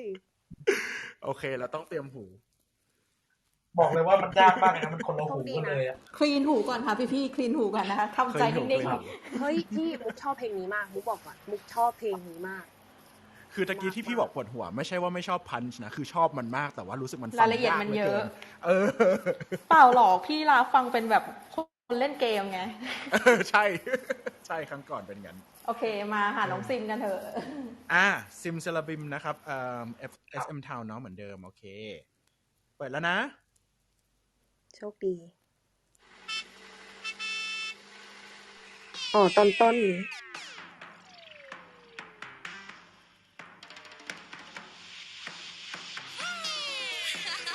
Are you ready for this? มีกองด้วยวะ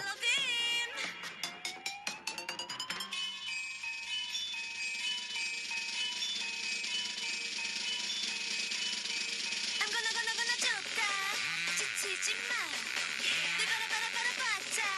꿈이 아냐 내꺼 진짜 네 맘을 봐 뭘 원해 tell me 신나는 하루만 더볼까 난 못마치고 위로 걱정은 모두 던져 나나나나나나나나나 하야 입술에 เท่มากเลย วะ โอ้ อาริโอ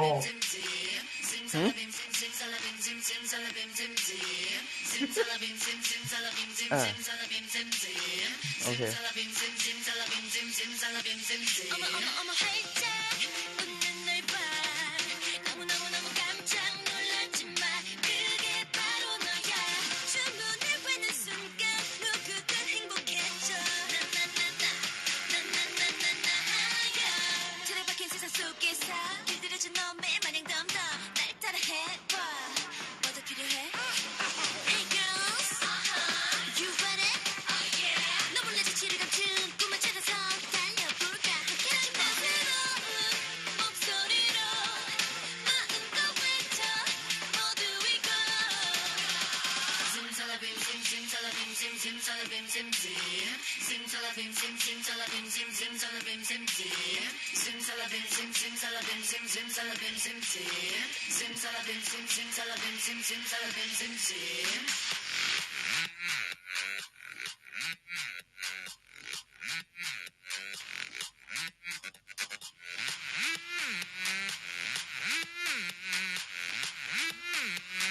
จังวะ เฮ้ยฮะฮะ อะไรวะ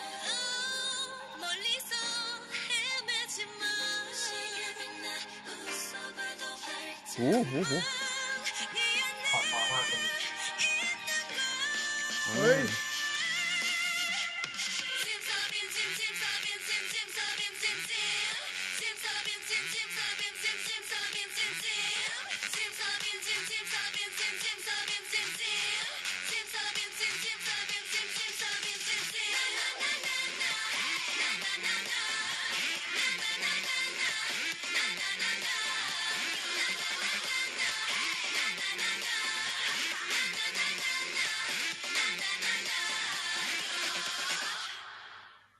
โอ้ย พี่มันตลกมาก เออ อะนั่งตามอ่านในทวิตเตอร์อยู่มีแต่คนกดหัวเราะเขาหัวเราะรีแอคชั่นพี่กันอะ เออ เยียเวอร์มากเลยอ่ะ รู้สึกเหมือนนั่งรถไฟเหาะอะ โอ้โห เฮ้ยพี่ไนท์ดู MV เหรอ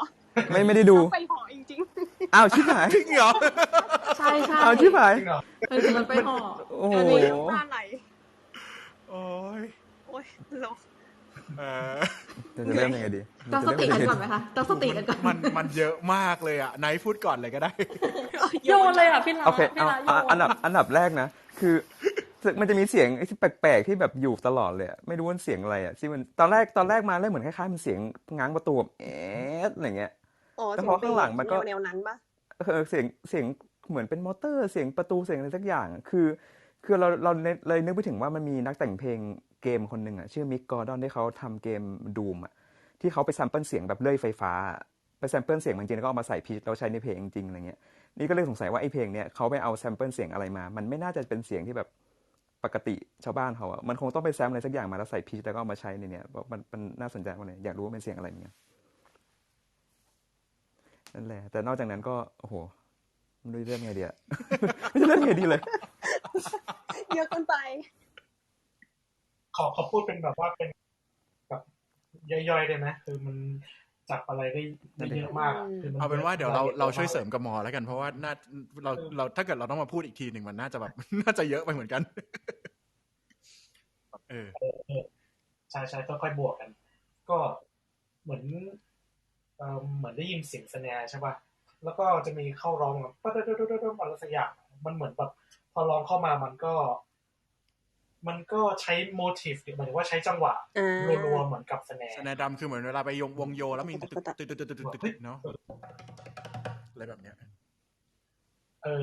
คือมันเข้าใจคิดอะว่าเฮ้ยเสียงสแนร์ซึ่งเราจับพิชไม่ได้มันเป็นเหมือนเป็นอะไรวะโน้ตตัวเดียวใช่ป่ะแล้วก็ร้องเข้ามาก็เป็นโน้ตไม่กี่ตัวเหมือนกันโน้ตตัวเดียวแล้วเหมือนมันเขาเรียกว่าล้อกันอะเนาะจริงๆกำลังคิดว่ามอพูดให้จบก่อนเลยก็ได้เพราะว่าพอยที่เราฟังมันไม่เหมือนกันว่ะเอาลองดูเอาไปก่อนเดี๋ยวถ้ามันมีอะไรเหมือนจะพูดขึ้นมาแล้วก็บอกสิ่งที่ชอบแล้วกันประมาณ3อย่างมั้งเอียเวอร์แรกเลยซิมซาลาบินชอบมากจริงชอบไอ้ตรงที่มันเลื้อยอะเมลิสมาใช่สีมแบบใช่อันนั้นแล้วมันพอใช้เสียงอ่ะมันจะมีช่วงดนตรีแบบเป็นอินสตรูเมนทัลใช่ป่ะเรารู้สึกว่ามันคล้ายๆกับเบรกแดนซ์เปล่าวะเขาเรียกอย่างนั้นนะเราเรียกไม่ถูกอ่ะเนาะอันนั้นชอบพอเบรกแดนซ์จบปั๊บก็เป็นคอร์ดเพราะๆเลยซึ่งมันเป็นคนละคอร์ดที่อยู่ในคีย์จะบอกอะไรวะใช่รู้สึกว่ามันน่าจะเป็น KF เหมือนเพลงที่แล้วเลยอ่ะแต่ว่าใช่แต่ว่าพอมาเปลี่ยนเซกชันตรงเนี้ยมันกลายเป็นคอร์ดเนี้ยจาก F major นะเป็นคอร์ดเนี้ยเด็กแดนแล้วใส่ก็เป็นคือแบบฮะอะไรวะแล้วก็เปลี่ยนเป็นคอร์ดแบบ เฟี้ยวไปเลยอ่ะแบบว่าแบบวัยรุ่นมากแบบสวยดีนั่นแหละ3อย่างที่อยากจะพูดโอเคงั้นเราขอต่อนะคือเราชอบความแบบเดาทางมันไม่ได้ของมันตลอดแล้วคือแบบมันมีเสียงให้ฟังเยอะมากเลยอันนี้ต้องยอมรับว่าปกติมุกจะฟังเรื่องเครื่องดนตรีอะไรเงี้ยแล้วเราจะฟังเรื่องฮาร์โมนีมากกว่าใช่ป่ะแต่อย่างตอนแรกที่มันเปิดมามันไม่มีฮาร์โมนีอะไรให้ฟังเลยเว้ยมันมีแค่กลองแบบเหมือนกลองใหญ่ๆของจีนของญี่ปุ่นอะไรเงี้ยตุ่มๆนึงใช่ป่ะเหมือนกับแล้วก็อยู่ดีก็มีเสียงแบบคล้ายๆแบบไม่รู้ดิแบบประเภทเป็นแบบอีสเอเชียนนี่แหละที่แบบเหมือนกับเป็นฉาบเล็กๆอะไรอย่างงี้ป่ะแล้วก็แบบมีสแนร์มันเป็นฟีลแบบคิดว่าน่าจะเป็นทิวบิล่าเบลอะที่เป็นเบลเป็นแท่งๆอะเข้าใจแล้วคือเหมือนได้ยินแบบความแบบไม่มันมีความฟิวชั่นกับ culture เขามากๆแล้วบางทีแอบได้ยินไปทางแบบอินเดียด้วยซ้ำแบบเหมือนกับอย่างแบบเรื่องจังหวะของกลองหรือว่าเรื่องแบบมันไม่ใช่เรื่องสเกลด้วยนะแต่ว่าเหมือนกับน่าจะเป็นการนับจังหวะแหละที่เป็นอะไรที่แบบใช่สำเนียงการร้องด้วยสำเนียงการร้องน่าสนใจ มากเลยแล้วก็อีกอย่างหนึ่งที่ชอบก็คือคือตะเกียฟังแล้วคือ enjoy มากแต่ว่าอย่างที่ไนท์บอกว่ามันเหมือนกับ โรลเลอร์คอสเตอร์ที่เราไม่รู้เหมือนกับเวลานั่งโรลเลอร์คอสเตอร์แล้วมันไม่ได้เห็นทุกอย่างนะมันเหมือนกับเข้าถ้ำไปอ่ะแล้วก็แบบอันนี้มันคืออะไรวะนี่คืออะไรวะนี่แบบทุกอย่างมันแอบเรียกว่าไม่ปฏิปต่อกันแต่ว่า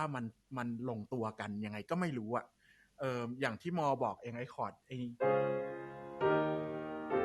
อย่างเงี้ยแบบความคอร์ดโปรเกรสชันนั้นที่เราเจอกันใน Hello Future เนาะไอตอนที่เราพูดถึงแล้วก็ไอคอร์ดโปรเกรสชันมาริโออ่ะมันก็กลับมาอยู่ในเพลงนี้แล้วก็มันใช้คอร์ดโปรเกรสชันนั้นในการมันใช้คอร์ดที่เริ่มโปรเกรสชันนั้นเนี่ยในการที่ออกไปตรงท่อนบริดจ์ที่แบบมันชัดเจนว่าเป็นท่อนที่ไม่เหมือนกับที่ไหน แล้วก็แบบโอ้โหแบบตื่นเต้นมากเลยแบบฟังแล้วแบบเฮ้ยเกิดอะไรขึ้นวะแล้วก็มันมีการเล่นนอกจากเรื่องพิชเยอะมากพิชที่อยู่ในระบบดนตรีอย่างอย่างไดอะโทนิกอย่างเงี้ยหรือแบบบางทีแบบเสียงซินข้างล่างที่มันเป็นตัวลากๆแบบเหมือนมันคล้ายตัวฟาโซโดฟาแต่ว่ามันลากให้มันเพี้ยนไปคล้ายๆกับเพลงนึงที่เราเคยฟังไปแล้วน่าจะจำไม่ผิดน่าจะเววี่สักเพลงนึงไหมไม่แน่ใจแต่ว่าหลายเพลงของเขาจะมีแบบความบิดเสียงนิดนึงให้มันเพี้ยนอ่ะไมโครโทนใช่น่าจะเรื่องไมโครโทนด้วยทำให้เรานึกถึงดนตรีอินเดียเพราะดนตรีอินเดีย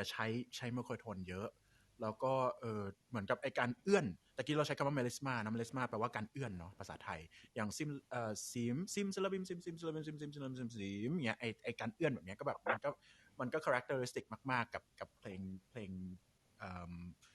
งในภูมิภาคที่อยู่แถวตรงอินเดียใต้เอเชียใต้อะไรเงี้ยเนาะก็น่าสนใจมากๆแบบมีทุกอย่างให้ฟังเลยอ่ะฟังไม่หมดจริงๆเฮ้ยประทับใจพี่ร้องซิมซาลาบิมถูกแล้วคนแบบฟังคนเดียวเราร้องได้เฮ้ยมันติดปากมากเลยนะซิมซาลาบิมเนี่ยมันพูดง่ายนะใช่ไหมใช่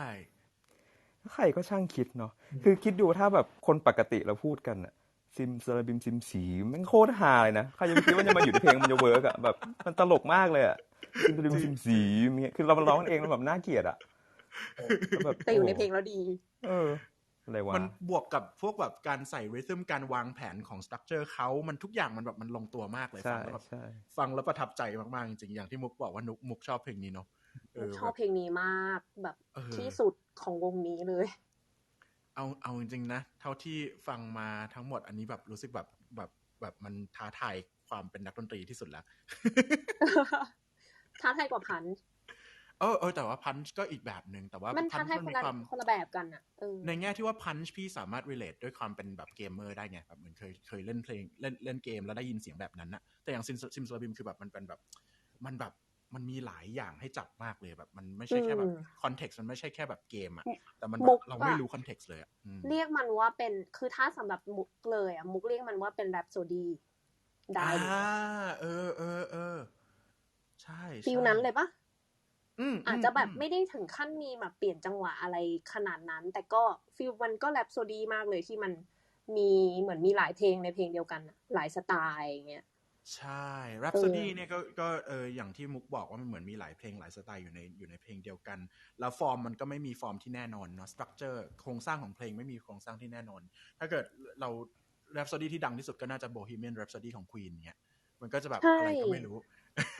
ไม่คือแบบอย่าง Bohemian Rhapsody มันมีทั้งความเป็นแบบร้องโอเปร่าร้องคลาสสิกคอรัสมีท่อนร็อกมีแบบสารพัดจริงๆอ่ะ ใช่ บัลลาด ใช่มันคือการท้าทายโครงสร้างปกติอะเนาะเหมือนกับแล้วก็ท้าทายคนฟังด้วยว่าเฮ้ยฟังไปได้ไหมแต่ว่าคือมันเขาทำมาดีมากแบบมันน่าสนใจตลอดเวลามันก็เลยแบบว่าเราไม่ได้ถูกแบบว่าผลักออกขนาดนั้นมันจริงๆมันยิ่งคือฟอร์มพวกนี้มันจะเป็นฟอร์มที่ผลักคนออกไม่ก็ดูดคนเข้าถ้าเกิดวางแผนฟอร์มได้ดีมากมันจะดูดคนเข้าสำหรับพี่แล้วเพลงนี้มันดูดพี่เข้าไปให้พี่อยากฟังมันต่ออยากฟังอีกครั้งหลายๆครั้งเลยด้วยเพราะว่าจะได้เข้าใจมันมากขึ้นเฮ้ยหรือเขาแบบเป็นแผนการตลาดเขาอะแบบทำแบบนี้มาให้คนฟังหลายๆรอบก็น่าจะใช่นะเพราะว่ามันการฟังหลายรอบมันมีหลายแบบใช่ไหมมันมีแบบ earworm อย่างที่มอเคยพูดตะกี้ earworm ก็คือมันก็ตามตัวนะหนอนในหูก็คือเหมือนกับว่าเราได้ยินแล้วเราอยากได้ยินมันอีกอยากได้ยินมันอีกแต่ซิมซาลาบิมอย่างเงี้ยคือไม่ใช่ว่าเราอยากได้ยินมันอีกเพราะว่าทำนองมันเป็น earworm แต่ว่ามันเป็นการอยากได้ยินมันอีกเพราะอยากเข้าใจมันมากขึ้นซึ่งพี่ชอบเพลงแนวนี้มากเลยในฐานะคนนอกการฟังศิลปินก็คือเราอะจำอีคำท่อนที่แบบพี่นายพูดอะว่าอีซีมได้อะ แล้วก็แบบเราก็ได้ยินเสียงแบบแบบชัดมากในหัวหลังจากฟังเพลงจบอะเสียงฉาบใช่ไหมเมย์บอกใช่ใช่ใช่แบบใช่ไหมพี่ก็ได้ยินเสียงฉาบเหมือนกับขอโทษนะคือนึกถึงแนวแบบวันตรุษจีนอะไรอย่างนี้นิดนึงอ๋อแบบเสียงกลองงั้นปะใช่เสียงกลองเสียงกลองโทษทีนะเมย์ไม่ก็นี่ไงที่เขาบอกว่ามันเป็นเฟสติวัลพี่มันคือแบบเปิดเทศกาลคาร์นิวัลแค่แบบที่คิดถึงเทศกาลตรุษจีนจริงด้วยไม่เพราะว่าพูดตามตรงเลยคือ East Asia มัน East Asian ทุก country มันมีpercussion พวกนี้เพื่อที่แบบว่าเปิดงานเยอะอย่าง Japanese เราก็นึกถึงกลองแบบเรียกว่าอะไรนะไทโกะใช่ไหมไทโกะหรือแบบอย่างเกาหลีเองก็จะมีกลองแบบนั้นพวกประเภทแบบ percussion พวกนี้อยู่ในการแบบว่าเปิดเฟสติวัลตะกี้เริ่มคิดไปเลยว่ามุกพูดถึงเรื่องเฟสติวัลมาก่อนใช่จริงด้วยเจ๋งเราลองฟังเจาะกันไหมได้เลยคิดถึงแล้วอยากฟังลืมไปหมดละพี่ยังไม่ลืมพี่ยังรู้สึกว่ามัน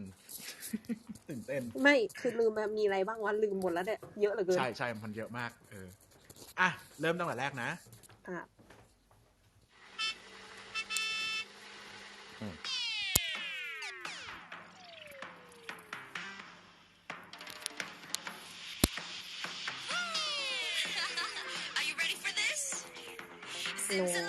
No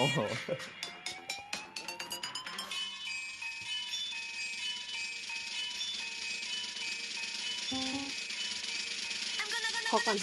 โอเคเยอะมากเลยจะบอกว่าแค่ฟังแค่ตอนแรกก็จำไม่ได้แล้วว่ามีอะไรบ้าง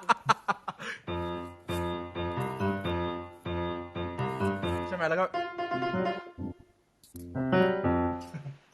คือแบบเท่แล้วข้างบนมีอะไรข้างบนก็ไม่รู้โน้ตอะไรนะไหนแบบโอ้ชอบอ่ะไหนก่อนไหมตะกี้อุตส่าห์เล่นนะครับก็อันนี้จริง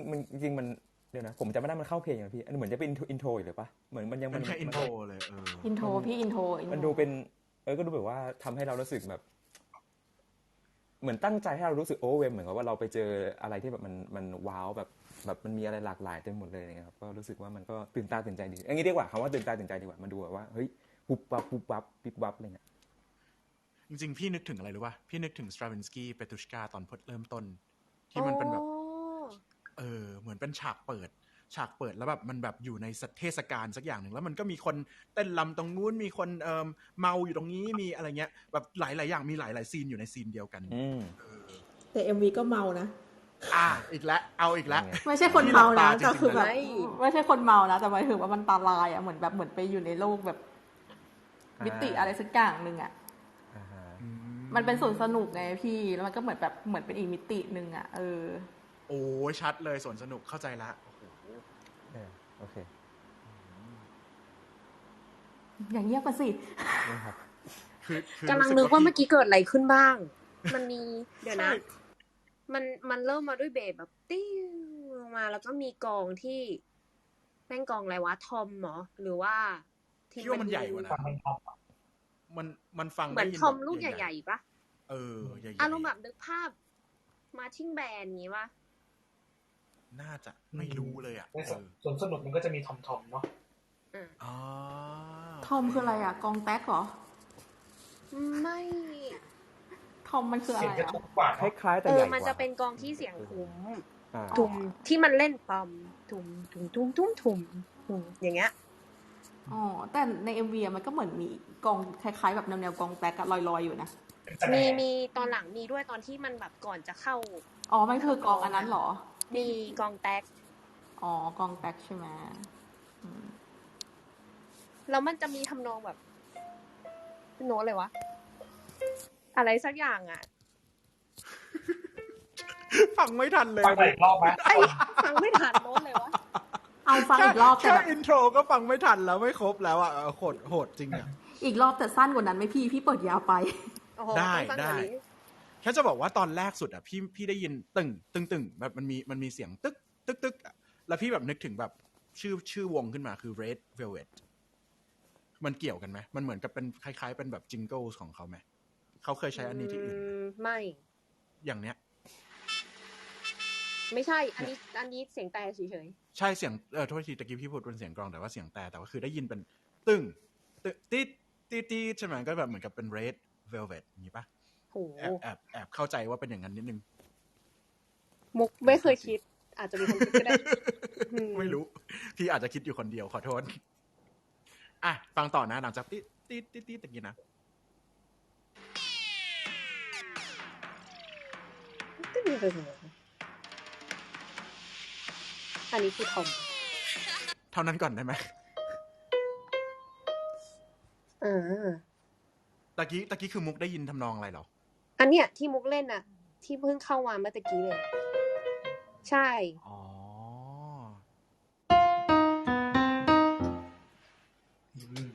เท่อะ ฟังดูมีเซเว่นมาเลยเนาะจากตอนแรกมันดูเป็น F major ปกติแล้วก็ใส่เซเว่น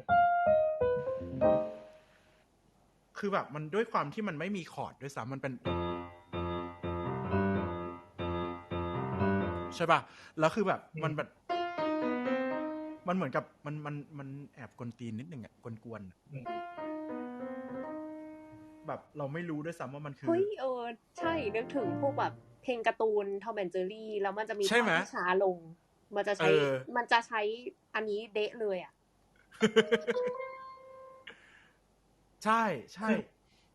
มอง คือถ้าคอนเซ็ปต์มันเป็นเพลงกวนๆอ่ะ อะไรแนวๆนี้ปะ เออใช่ เฮ้ยมีเปียโนแล้วอ่ะดีว่ะ สนุก ฟังพี่เล่นกันมานานแล้ว มันเหมือนเป็นดนตรีแบบเปิดม่านปะเปิดม่านการแสดงอะไรเงี้ย เฮ้ยก็เดี๋ยวหนึ่งนะต่อจากนี้ทุกคนจะได้พบกับอะไรเงี้ยเหรอก็หลังจากมันก็เลยมีคำว่า ready ใช่ไหม จริง Are you ready ด้วย for this จริงด้วย จริงๆอ่ะ ซาลาบี้ เมลฟังแล้วนึกถึงการ์ตูนแบบท่อนเปิดแบบพวกอินโทรเพลงการ์ตูนพวกการ์ตูนเน็ตเวิร์กช่วง 90 นะพี่ จริงด้วยใช่ ไอ้แบบอะไรนะพิงค์แพนเตอร์ป่ะ ใช่ เฮ้ยทุกคนเรานึกถึงทำนองเนี้ยแบบกวนตีนอ่ะแล้วเหมือนเพลงมันจะชอบใช้อะไรแบบเนี้ยแบบนี้ในแต่ละท่อนที่มันต้องการจะกวน ก็จริงนะ แล้วมันก็ใช้โน้ตนี้ด้วยนะอะไรสักอย่างเดี๋ยวลองเอามาดูว่ามันเขาเอามาขยายหรือเปล่า ลองฟังดูโอเคมีอย่างหนึ่งที่นักฟังดนตรีคลาสสิกจะฟังกันคือการที่โน้ตมันจะกลับมาแบบในรูปแบบไหนเนาะเหมือนกับเราแอบได้ยินแบบยูนิตนึงเราจะเรียกตรงนี้ว่าธีมหรือเรียกว่าโมทีฟก็ตาม ถ้ามันกลับมาเราจะตื่นเต้นกับมันมากนี่คือความการฟังดนตรีของเรานะในแบบไม่ใช่แค่เรื่องฮาร์โมนีแต่เรื่องแบบ material ที่มันเคยถูกนำเสนอไว้แล้วมันได้กลับมาไหมอันนี้คือสิ่งหนึ่งที่เราโดนเทรนมาในฐานะเป็นนักดนตรีคลาสสิกในการจะฟังนะก็อยากรู้เหมือนกันอย่างที่มอบอกว่ามันจะเขาจะเอา material นี้กลับมาขยายแบบนี้ไหมอะไรเงี้ยอันนี้ก็น่าสนใจเหมือนกันเหมือนแบบนะอย่างมันคล้ายๆกันอ่ะเดี๋ยวลองดูไปต่อไหมได้ครับไปต่อขอฟังตั้งแต่แรกอีกรอบหนึ่งได้ไหมแต่ว่าไปต่อเลยเดี๋ยว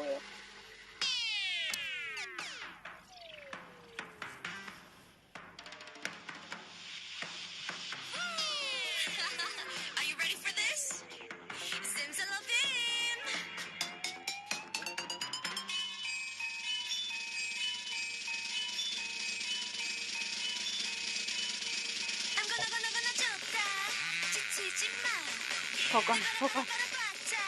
ตึง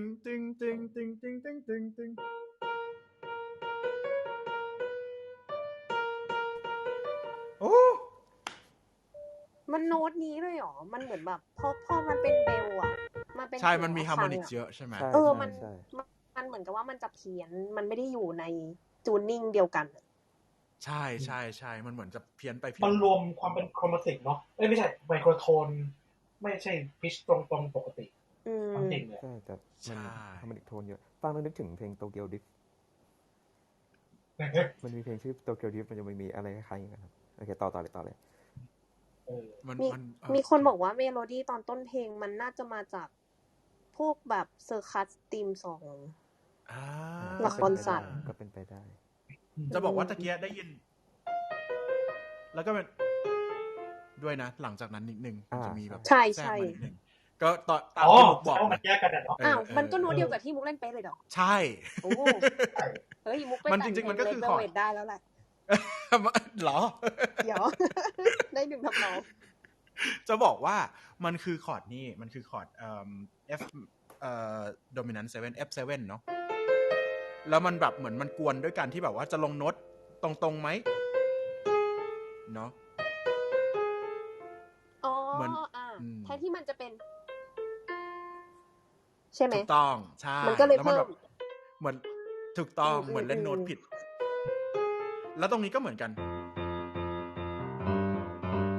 มันมีการเล่นโน้ตผิดหลายอันแล้วอะแล้วแบบหลังจากนั้นมันคอนเฟิร์มเรื่องโน้ตผิดมากๆเลยคือแบบที่มันมีเบลขึ้นมาแล้วเบลที่แบบว่าอันนั้นแบบมันเกิดอะไรขึ้นเ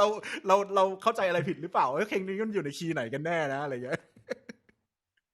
โหดจริงโหดมากต่อเลยไหมมา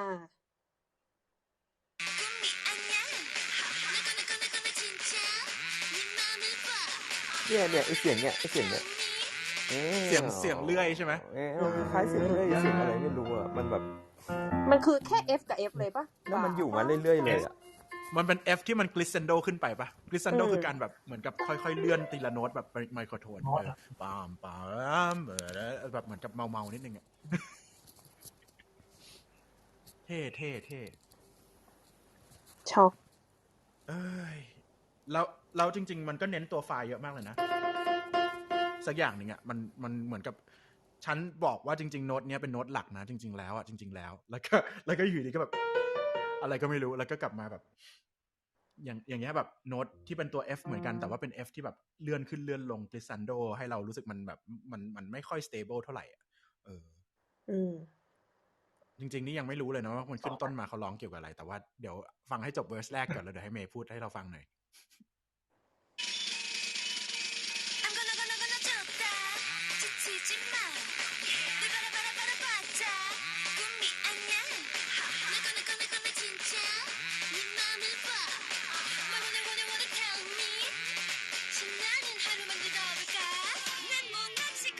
โอเคตะกี้จริงๆได้ยินเหมือนมันเล่นกับทำนองท่านเล่นกับริทึมตอนแรกตรงเนี้ยที่มันเป็นเบลส์ด้วยเหมือนเขาเอาทำนองตรงนั้นที่มันเหมือนกับ irrelevant มากๆแล้วกลับมาตรงนี้แล้วแบบเหมือนกับมี มีเหมือนกับทำให้แบบตะกี้ที่นายใช้บอกว่าเหมือนกับเอาแซมเปิลของเชนซอมาเนาะแล้วก็แบบเอาเลื่อยมาแล้วก็เป็นเสียงนี้แต่ว่าเป็นริทึมเดิมเท่มากมีอะไรจะเสริมปะ ก็ นี่ชอบสแนร์มากเลย ย้อนพูดเหมือนเดิมได้ปะที่บอกว่าเรายังชอบที่มันมีแสดงแล้วก็มีทำนองพูดรัวๆเหมือนที่เป็นผู้หญิงเข้ามา มันก๊อปปี้ตัวแสดงมาทันทีชอบ จริงตะกะแบบรัวๆเนาะ ใช่เท่ คือมันทำให้แบบเวลาร้องมามันไม่ได้แปลกแยกจริงอ่ะแล้วตะกี้มันเข้าท่อนที่ชัดเจนละฮาร์โมนีเป็นยังไงอะไรเงี้ยเดี๋ยวเรามาฟังการตัดเข้าไปอีกรอบหนึ่งเสียงเบสหายไปด้วย เสียงเราจะเริ่มฟังตั้งแต่ตรงตาดาพี่น้ำมาพี่น้ำกว่าจะมา เดี๋ยวทำไมมันขึ้นเร็วขนาดนี้มันยังไม่ทันโหลดเลยแล้วก็แบบ พี่น้ำมาตอนคลินดอมเนี่ยทุกคนต้องการพี่น้ำมากเพราะว่าต้องการคนไวโอลินไม่เป็นไรพี่น้ำมาฟังซิมซาลาบินพี่น้ำเคยฟังซิมซาลาบินแล้วเนาะเหมือนฟังรอบนึงนี่เปิดไปแล้วเหรอเปิดไปแล้วเนี่ยกำลังฟังไส้ในแล้วอ๋อไม่จริงแล้วคิดว่าจะมาแอบฟังเฉยๆแต่ว่ามุกเขาดันแอดเป็นโฮสต์ไงก็เลยโดนเด้งขึ้นมาข้างบนไม่เป็นไรนี้จริงๆแล้วปวดหัวนี้จะไปนอนแล้วเนี่ยพรุ่งนี้ต้องตื่นไปฉีดวัคซีนไงว่าใช่พรุ่งนี้ต้องตื่นไปฉีดวัคซีนมุกก็ต้องตื่นเหมือนกันทุกคนมุกก็ต้องไปเหมือนกันเอาค่ะมาฟังต่อค่ะเอาฟังต่อให้เสร็จเร็วๆจะได้ ค่ะโอเคได้มางั้นเราฟังกันต่อนะอุ้ยย้อนกลับไปเยอะเลยโทษที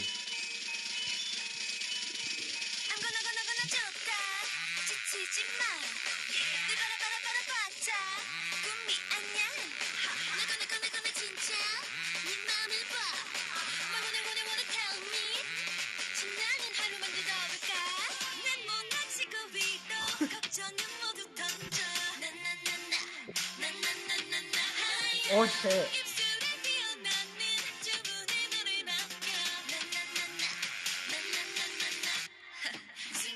คเขาพูดเลยว่าได้เลยตอนต้นเหมือนตัดมันมาตลอดใช่นั้นน่ะตั้งแต่ต้นเลยตั้งตัดแล้วมันก็เอามาใช้อย่างเงี้ยตลอดขนาดในทำนองที่แบบตอนที่มันร้องเข้ามามันก็แต่ว่า4ตัวมันเดิมนะแต่ว่ามันก็หลังจาก4ตัวก็จะมีโน้ตที่เป็นซิงโคเพชันแล้วโน้ตแบบอะไรสักอย่างแบบเนี้ยหลังจากนั้นก็เป็นอะไรอย่างเงี้ยว่ะจริงก็กลับมาใช้โน้ต4ตัวตลอดเวลาก็คือ motive treatment แบบว่าเป็นเรื่องเป็นราวใช่ครับสุดยอดเลยต้องพูดให้ผู้ชมฟังว่าแบบเนี่ยคือสิ่งที่นักดนตรีคลาสสิกฟังกัน motive treatment ไม่รู้มีประโยชน์อะไรนะคือไม่รู้ฟังทำไมไม่รู้ที่เราไม่ได้เสริมสร้างจินตนาการมันก็ตื่นเต้นดีนะเหมือนกับไอตัวมาเป็นเนาะใช่ไอตัวที่แบบตึงคือมันเป็นคาวเบลป่ะคะใช่ไหมใช่ไหมมันมีความแบบไอ้นี่มากเลยอะกองแก๊งสุดๆเลยannoyingอะทำไมใช้คำว่าannoying วะไม่รู้ว่าฟังเราแบบมันแบบไม่เหมือนพยายามจะทำให้เราแบบดึงดูดความสนใจแบบกองเองโวกเวกอะข้อสังเกตนี้น่าสนใจนะแบบเขาใช้ unpitched percussion ในเพลงเยอะมากซึ่งเพลงอื่นเราไม่เคยฟัง unpitched percussion ที่เอามาใส่ในเพลงอันนี้ได้ยินชัดมากเลยใช่unpitched คืออะไรครับไนโยนมาให้เราตลอดไหนunpitched percussion คือ percussion ที่มันไม่ได้มีเสียง pitch ชัดเจนเนี่ยพวกเสียงกลองเสียงไม่มีเสียงตัวโน้ต bass drum ใช่ที่ไม่มีเสียงตัวโน้ตนี่ครับก็ถ้า pitch percussion ที่มีเสียงตัวโน้ตก็พวกแบบถ้าภาษาบ้านๆก็พวกนิ้งหน่องอย่างเงี้ยแบบในวงโยอย่างเงี้ยนิ้งหน่อง triangle เหรอtriangle ถือว่าเป็น triangle เป็น unpitched น่าจะเป็น unpitched แต่แค่มันเป็น unpitched ที่เสียงแหลมแต่มันก็มีอันที่เหมือนกับว่า pitch ที่ต่างกันปะในไซส์ปะมันก็เหมือน unpitched ที่ถ้าขนาดเล็กขนาดใหญ่ก็มีเหมือนกันถ้า pitch percussion มันน่าจะเป็นฟีลแบบ ใช่ ไซโลโฟนพวกนี้ ที่มี ได้ คีย์ ปะ บอร์ดอ่ะถ้าจะ ที่หน้า ชัด ตาเหมือนเป็นโน้ต ใช่ถ้าชัดนั่นคือใน notation มันจะ notation เป็นบรรทัด5 เส้นนะครับถ้าเกิดว่าเป็น pitch version ครับแต่ถ้าเกิดว่า unpitch ที่มันมีระดับเสียงจะเป็นกากบาท notation ที่มันเป็นกระบาดแล้วก็อาจจะมีแค่โน้ตสัก2 เส้นหรือ3 เส้นนะครับถ้าเกิดว่าให้เห็นสูงต่ำเฉยแต่ว่าไม่ได้มี pitch ชัดเจนอะไรเงี้ยครับ ไม่ได้ร้องโดเรมีได้ เฮ้ยเดี๋ยวนะตกใจคือเมื่อกี้เปิด Twitter ไปแล้วเทรนด์แฮชแท็กอยู่อันดับ5ของประเทศไทย คืออะไรวะ โห เกิดอะไรขึ้น คนดูในห้องนี้แตะ 1,000 แล้วโอ้ my มี god คนเขียนถึงแฮชแท็กนี้ 7,569 ครั้ง พวกคุณทำอะไรกันบอกเลยว่ามันเป็นเพราะเพลงนี้ เพราะ พลังแห่งซิมซาราบิม ซิมซีมนี่ใช่ไหม ใช่พี่น้อย ยอดเลยติดใจมากเลย ซิมซาราบิมได้ไล่คาถาให้เรานะคะ เอ้ยอยากรู้เลย อยากรู้นิดนึงว่าเนื้อมันเกี่ยวกับอะไรในตอนแรกอะครับ เนื้อก็คือประมาณว่าแบบเหมือนว่าให้แบบเหมือนว่าปล่อยความเหนื่อยล้าอะไรอย่างเงี้ยความกังวลไปอะไรเงี้ยมาทำให้แบบวันเนี้ยเราจะมีความสุขกันเถอะอะไรเงี้ยแล้วก็ฉันอะกำลังแบบเหมือนว่าจะไล่คาถาซิมซาราบิมออกมาอะไรเงี้ยให้แบบทิ้งตัวตนแบบของคุณไปซะอะไรเงี้ยที่กังวลต้อง To be have fun today ต้องวงเล็บว่าทุกคนฟังแล้วมีความสุขยกเว้นดนตรีคลาสสิกครับผม บ้า คือมีความสุขแต่ว่าในหัวมันก็ทำงานหนักไปด้วยไงมันก็แบบไม่อันนี้คือไนท์ตั้งใจไงตั้งใจฟัง อ๋อไม่ใช่ ฟังแบบ พี่ละพี่หมอก็ตั้งใจอยู่ ไม่ปกติไม่ฟังเจาะขนาดนี้ ใช่จริง ถ้ามุกไม่ชวนนะ จริงถ้ามุกไม่ชวนก็คงแบบ ชิวๆ ไม่แต่คือตอนนั้นพี่เคยบอกมุกไปว่ามันพันอย่างเงี้ยปวดหัวมากเลยตอนฟังแต่ก็คือมุกก็บอกว่าเฮ้ยตอนนั้นเลยตอนแรกก็คืออยากให้ฟังผ่านๆไปเลยแบบฟังแบบรีแอคชั่นรวดเดียวกันเลยไปเลยมันจะได้แบบว่าได้เอนจอยกับดนตรีด้วยแล้วก็ค่อยมาเจาะ การ รายละเอียด ใช่ แต่สุดท้ายนะเพลงเนี้ยมันไม่ได้ ถูกต้อง มัน enjoy คนละแบบอะ enjoy แบบอะไรของมึงเนี่ยอะไรเยอะแยะเนี่ย แต่สนุกคือยังรู้สึกสนุกมากเลยแต่ว่าตรงจำไม่ได้ละทำไมเราเล่นเป็นนะเป็นไงวะ คิดว่าเขาใช้เนาะที่มันโกนๆที่พี่หมอคือแน่นั่นแหละรู้สึกว่ามันมาใช้กับดูตั้งใจ น้องหลักแบบเขาอะ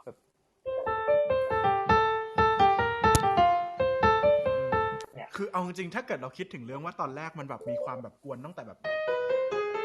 อย่างเงี้ยแล้วก็รู้สึกว่าตรงนี้มันก็เหมือนกับแล้วแบบมันไม่มีพิชเลยใช่ไหมก่อนหน้านี้ไม่มีตัวโน้ตเลยแล้วอยู่ดีมันแบบมันชัดเจนแบบก็รู้สึกแบบมันก็แกล้งเรานิดนึงอยู่ป่าววะหยอกเรานิดนึงเรา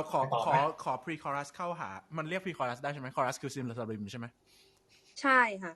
โอเคเราขอเข้าไปหา pre chorus อีกทีหนึ่งได้ไหมอยากฟังอีกรอบนึงได้เลยโทษทีนะ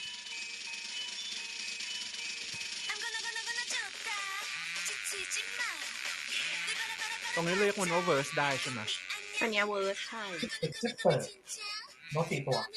จริงด้วยตัด4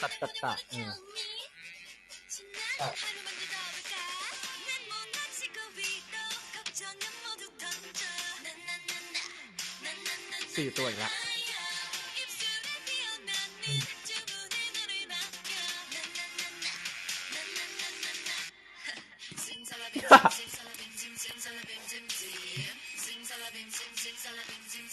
แล้วก็มีเมลใช่ใช่จริงด้วยเบลเดิมเลยนะเมื่อกี้พี่ไนท์ขำตลกใช่พี่ไนท์ป่ะใช่พี่ลงก่อนจะเข้าท่อนซิลเหมือนเขาแบบแบบใช่พวกแกน่ะไม่รู้ซะแล้วซิมซาราบิมใส่เลยใช่คือเหมือนแบบท่อนพีคอรัสแม่งแบบโคตรเมเจอร์โคตรแบบสดใสอ่ะว่าไงนะใช่ไหมใช่แล้วมันเป็นนั่นน่ะใช่ไหมแล้วตอนสุดท้ายไม่มีคอร์ดแม่งสุดท้ายแม่งสุดยอดตะกี้หมอ โทษทีเราเล่นซ้ำกันให้มอเล่นดีกว่าตะกี้โทษทีอ๋อไม่รู้ว่าไม่กินเล่นมั่วโทษทีมาสักอย่างแล้วก็เข้าคนเนี้ยใช่เสร็จแล้วอยู่ดีๆก็ฮะมีชอบไอ้เธอก่อนเข้านี่ซิงมากเลยไอ้ตรงนี้ก็คือทั้งหมดนี่เขากำลังพูดว่าแบบปล่อยความทุกข์ออกไปหมดนะมาฟังคาถาเราเหอะอะไรเงี้ยหรอทำไมเงียบกันเมย์หายเปล่าแต่จะเขาจะไล่วนให้แบบคนมีความสุขอะไรอย่างเงี้ยแล้วไอ้นันน่ะนี่คืออะไรอะครับมันเป็นไม่รู้เนอะมันเป็นท่อนร้องอะแบบเพลงเกาหลีจะแบบเพลงเกาหลีแบบนาเนื้อเพลงเฉยๆอันนี้เจ๋งนะเพราะเขาร้องนาแล้วก็ higher เหมือนแบบมันเหมือนแบบค่อยๆไต่ขึ้นแล้วก็แบบ higher อีกยังไม่จบแล้วก็ต่อใช่นี่เหรอที่เขาไอเนี่ยตึ๊ดมาแรงบันดาลใจมาจากบีโธเฟน5ป่ะเดี๋ยวดิไม่น่าไปถึงตรงนั้นเลยเหรอได้ไหมเขาแบบทริกเกอร์มา4 โน้ตเอาจริงๆอย่างที่เรื่องที่แบบมอพูดถึงเรื่องการใช้โน้ต4 ตัวเนาะคือเบโธเฟนเนี่ยเป็นเขาเรียกว่าอะไรอ่ะเป็นบิดาแห่งการใช้โน้ต4 ตัวด้วยเบโธเฟน5อย่างที่มอบอกว่ามันได้ยินตั้งแต่แรกแล้วว่าไอ้โน้ต4 ตัวตัดเนี่ยแล้วมันก็แบบตาดาอย่างเงี้ยหรือว่าอย่างตอนหลังมีตรงไหนอีกนะมอเนี่ยคือการ develop motif เนาะที่เป็นลูกส่งเนี่ยคือการ develop motif ซึ่งเบโธเฟนเนี่ยเป็นคนใช้ตอนแรกอย่างเช่นไอ้เพลงนี้เราได้ยินเสียงเคาะประตู4 ครั้งตาใช่ไหมแล้วหลังจากนั้นเป็นยังไง1 2 3 1 4เห็นไหม1 2 3 4 1 2 3 4มันเป็นการใช้โน้ต4 ตัวที่มาไต่ไปเรื่อยๆแล้วก็ได้ยินตะอย่าปะเนาะ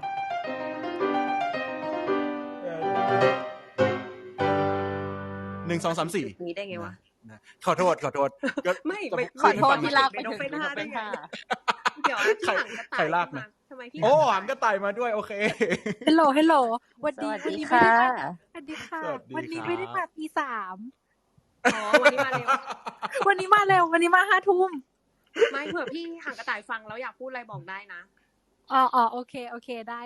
พี่หางกระต่ายก็เป็นนักเปียโนเหมือนกันนี่คือทั้งห้องทำไมมีแต่นักเปียโนวะนั่นน่ะดิเราโดนล้อมรอบเดี๋ยวนักไวโอลิน1 คนคือเราตามกันมาเพราะจริงๆแล้วเรามีห้องเปียโนมาฟังเปียโนกันเถอะทุกวันพฤหัสเนาะก็เลยแบบว่าใช่ก็เลย follow กันตามอักขระมาตามกันมาทั้งหมดเดี๋ยวเราจะทำ Schenkerian analysis ละกันโอเคเราเล่นไม่เอาโหดไปเชนเคอเรียนใช่ไหมโอเคมาเรามาเชนเคอเรียนกันโอ้ยแล้วมุกที่มุกชอบอีกอย่างนึงคือพีคอรัสเสียงมันสูงมากมันขึ้นอย่างเดียวใช่ไหมแล้วพอคอรัสที่มันร้องซิมซาบิมอ่ะเสียงมันต่ำมากเลยแบบโคตรต่ำจริงใช่จะพูดจริงๆเรื่องสูงต่ำอย่างเงี้ยเราก็รู้สึกเหมือนกันตั้งแต่แรกแล้วนะคือเหมือนกับไอตอนที่มันตาดานั่นน่ะตรงเนี้ยมันคือเหมือนกับก่อนหน้านั้นมันไม่มีพิชแล้วมันไม่มีความสูงขนาดนั้นด้วยปะถ้าจำไม่ผิดนะใช่ไหมใช่เพราะตอนแรกมันเป็นท่อนแรปไงใช่พี่บอกว่ามันคล้ายๆกับสแนร์ใช่โอเคเจ๋งมากป่ะท่อนฮุกต่ออีกสักรอบให้พี่หังกระต่ายฟังให้เขาโดนไร่มนใส่ใช่ไหมฮะเยี่ยมเลย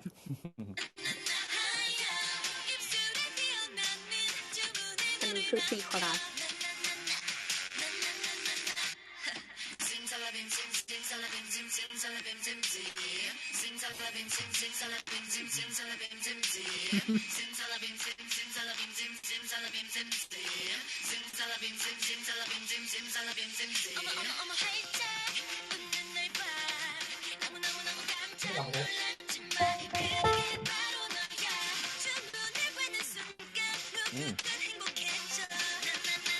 เข้านี่เลยโอ้ตัดเข้าไปเลยเนาะแล้วก็เป็นแรปโอ้โหใหญ่เฮ้ยมันเหมือนมันมิลเลอร์ท่อนแบบพี่ ยังไงนะฮะ กึ่งจะมิลเลอร์กึ่งจะมิลเลอร์ท่อนแบบกลับหลังอะไรเงี้ยเพราะว่าถ้าตอนแรกคือมันเป็นท่อนที่เป็นริทึมิกที่แบบที่เน้นเพอร์คัชชันมาก่อนแล้วก็เป็นที่มีคีย์ใช่ไหมครับแล้วก็เป็นฮุกอันเนี้ยมันกลับมาเป็นท่อนที่เป็นคีย์ก่อนแล้วก็ค่อยเป็นแรปเหมือนกับมันย้อนหลังสตรัคเจอร์ที่ผ่านมาอะไรเงี้ยครับเฮ้ยน่าสนใจ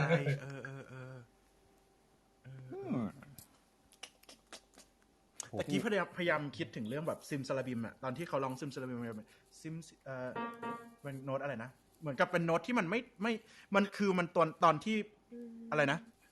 โน้ตต่ำไม่ใช่แค่โน้ตต่ำแต่ว่าคือมันเป็นโน้ตที่เป็นพิชนะแต่ว่าเป็นพิชที่ไม่ได้เข้ากับตัว F major อะใช่ปะ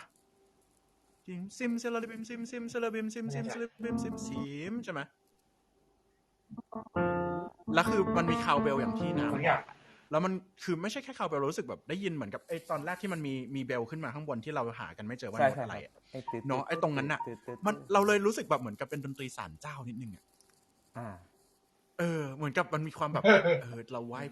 หว้ขอพรอยู่อะไรนิดนึงนึกถึงแบบเพลงอาจารย์ณรงค์ฤทธิ์อ่ะอาจารย์ณรงค์ฤทธิ์เป็นคนแต่งเพลงคนไทยที่เป็นศิลปินศิลปากรด้วยคือเขาจะชอบแต่งเพลงแล้วใช้เสียงระฆังแบบเนี้ยเยอะมากคือถ้าเกิดว่าเดี๋ยวมุกโพสต์รูปให้ละกันบน Twitter มันจะเป็นแบบเป็นแท่งๆแล้วก็แบบเวลาตีแล้วเสียงมันจะเหมือนระฆังแบบระฆังตามโรงเรียนอะไรอย่างงี้ด้วยป่ะอาจารย์เขาเป็นแบบสายเดินตามระฆังไปทุกที่อ่ะใช่เขาเป็นสายระฆังเลยอ่ะใช่เจ๋งแต่จริงๆไม่รู้สิมันก็แล้วแต่ความแต่ละคนจะ associate กับอะไรอะเนาะเราก็รู้สึกว่าระฆังสำหรับเรามันก็เป็นความแบบ spiritual นิดนึงไล่คาถาก็ก็น่าจะปนกันชนกันได้ทุกผู้หญิงในห้องนี้ครับหมายถึงว่าเมนัทไม่ใช่มุกอะไรพวกนี้น้ำร้องท่อนซิมซาลาบิมซิมซาลาบิมซิมซาลาบิมทำไมอ่ะมันเสียงต่ำพี่รักอะไรของมอวะได้อยู่พี่เปิดให้รอบไม่รู้ไม่คือปกติเวลามีเสียงผู้หญิงในเพลงเราจะรู้สึกว่าเฮ้ยมันเพราะมันต้องโชว์คัลเลอร์ที่มันสวยงามนะของผู้หญิงแต่ที่มันไม่ใช่เราไม่เคยได้ยินอะไรเชื่อความเคารพจริงๆนะรู้สึกเหมือนเสียงป้าโอเคพี่หาขอโทษนะเมื่อกี้ตอนที่แบบน้ำกับมุกร้องอ่ะเสร็จแล้วเราได้ยินเป็นแบบซิมซาลาบิมซิมสลิมเราได้เฮ้ยผิดห้องอ้าวอย่าพาไปแต่ออกจากห้องนะคุณอ่ะข้ามประเด็นนี้นะคะข้ามได้ค่ะคือจะบอกว่ามันก็ empowering ในแง่หนึ่งนะในแง่ที่ว่าผู้หญิงเสียงผู้หญิงไม่จำเป็นต้องสวยตลอดเวลาว้าวจริงๆดีมากเลยใช่ถ้าเกิดพูดในแง่นี้เนาะเรามาฟังซิมซาลาบิมกันอีกรอบหนึ่งตรงท่อนคอรัสนะขอโทษเปิดไกลนิดนึงแต่ใกล้ละ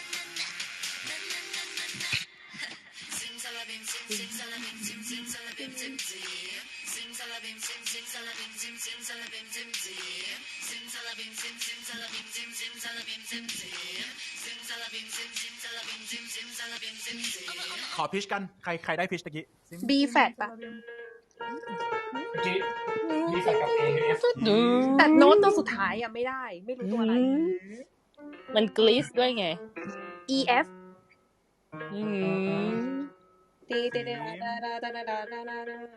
กลับมาที่ตัวเดิมใช่ปะ E F น่าจะใช่นะสีมแล้วมันไปไกลนะสีแล้วก็แบบไปขึ้นไปสูงนะเหมือนเป็นวรรณยุกต์ประมาณแบบพวกแบบวรรณยุกต์ตรีหรือจัตวาของพวกเราเนาะสีมน่าสนใจดีแต่ก็คืออยากบอกว่าโน้ต2ตัวเนี้ยมันไม่ได้อยู่ในมันอยู่ในคีย์ F major ก็จริงแต่ว่าเขาใช้ในแบบเหมือนกับไม่ได้อยู่ในคีย์ F major ด้วยความที่มันมีเบลส์อย่างที่มุกบอกว่าเป็นเบลส์แบบแท่งอย่างนี้มันเรียกว่าเบลส์อะไรนะครับมุกที่มุกคิดอะคือมันน่าจะเป็น tubular bells ที่เป็นแท่งอะพี่เคยเห็นมาที่มันเรียงกันหลายๆอันนึกออกครับแล้วมันมีพิชแต่ละอันใช่ไหมแบบว่าใช่มันจะมันจะแบบเครื่องใหญ่มันจะแบบเครื่องใหญ่ทำให้คล้ายๆลักษณะแบบเปียโนเลยอะพี่ที่เป็นแบบ คีย์ไล่กันอย่างนั้นนะคะ ใช่ ขาว ใช่ ดำ เคยจำได้เอ่อ เราควร Tubular ไป Bell ให้พ้นจากท่อนฮุกไม่งั้นคืน จริง นี้เราจะไม่ได้นอน ถูก เรา ต้อง อยู่อีกสี มุก ไม่ ต้อง นา ไป นมากเลยนะครับ ใช่ๆ อะไร ไป นะ ต่อเลย เพราะว่าเราไปคำสีคำเดียวนี่เราอยู่กันนานมาก ไปต่อ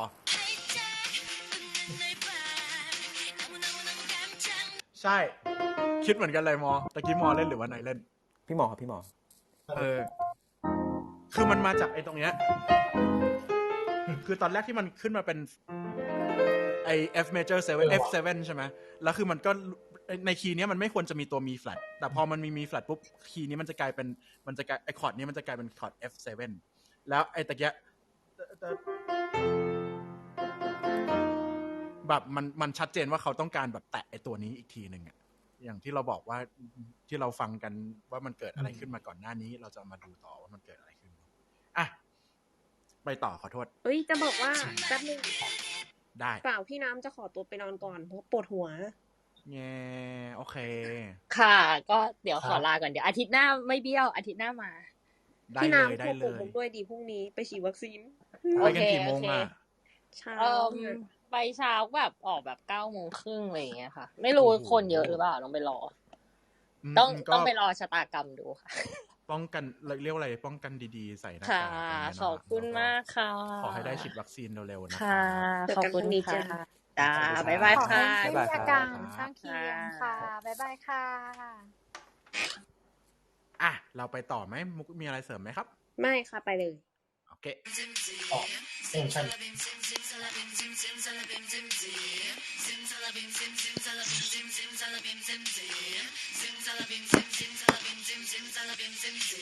어머 활짝 웃는 널 봐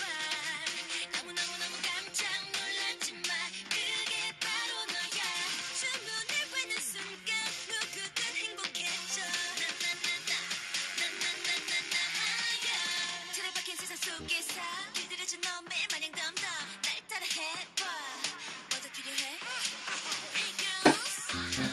You want it? Oh yeah 너 몰래 지치를 감춘 꿈을 찾아서 달려볼까 함께라는 새로운 목소리로 마음껏 외쳐 ยาวไปไหม โอเคโอเคโทษ แต่ ที เมื่อ โทษ กี้ ที มันวนกลับมาพีคอรัสอีกรอบ กำลังจะฟังแบบที่ไนซ์บอกว่ามันเป็น mirror form ซึ่งเห็นด้วยเลยชัดเจนมากเลยตะกี้พอไนซ์พูดมาแล้วแบบเห็นด้วย คือแบบที่ตอนแรกมันเป็นใช่ป่ะแล้วก็เป็นแล้วก็แบบไอ้นั่นแล้วก็เข้าท่อนฮุกใช่ไหมแล้วก็หลังจากนั้นก็คือเป็นการเป็นท่อนที่ยังมีพิชอยู่แล้วก็เข้าไอ้แล้วกลับมาเป็นที่มีท่อนแรปชัดเจนแล้วหลังจากนั้นมันก็ย้อนกลับไปที่ pre-chorus แล้วก็ไปที่ chorus เนาะสวยแต่ไอ้ที่น่าสนใจคือไอ้เพียคอรัสอันที่เราฟังเมื่อกี้พี่เหมือนธีมมันมาคนละบีทกันนะเหมือนตอนแรกมันมาแบบหลังจากบีทหลักมันเป็นตึงตาตาตาตาตาตึงตาตาตาตาปะพี่แต่ว่าใช่แต่อันล่าสุดคือมันมาจากหวานยกปากไหนผมจำไม่ได้แล้วแต่รู้สึกว่ามันมาไม่เหมือนกันนะพี่ไม่เหมือน จะว่าอะไรมาถ้าเกิดเราจะเปรียบเทียบกัน ต่างกันจริงว่ะ อยากรู้ ได้ครับมันจะนานไหมเปิดเลย เปิดนะโอเค127โอเคงั้นต้องกลับไปตอนแรกเนาะอุ้ยเน็ตเราห่วยๆนิดนึง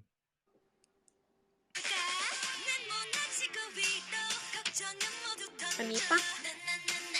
อันนี้ตอนแรก1มาหลัง1เนาะแต่จำได้มันมาหลัง1ถึงใช่ตึงตัดแต่ผมรู้สึกว่าอันล่าสุดที่เราฟังเมื่อกี้มันมาคนละที่กันที่ผมจำไม่ได้มันจะเป็นอันนี้ปะใช่ว่ะลองฟังก่อนนะมันใช่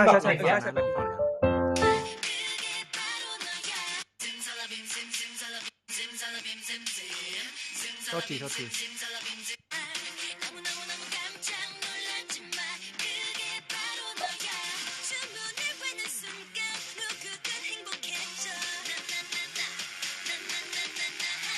ใช่หรอ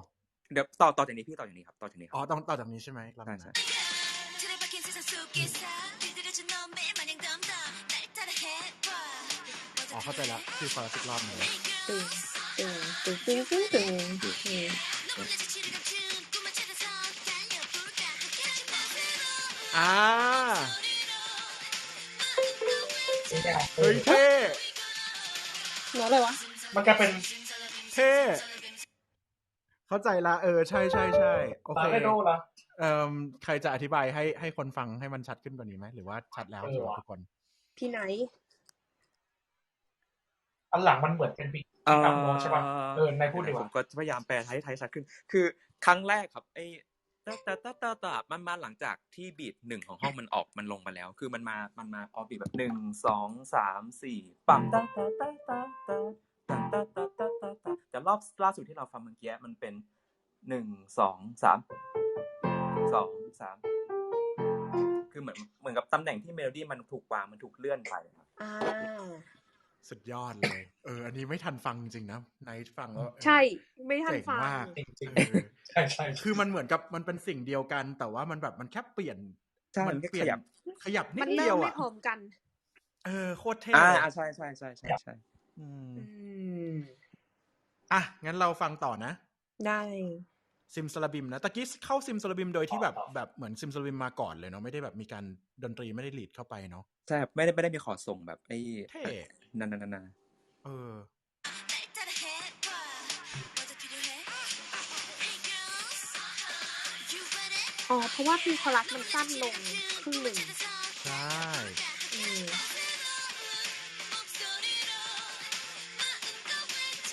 มี4 ห้อง แล้วก็เดี๋ยวไปเลยปะใช่ไหม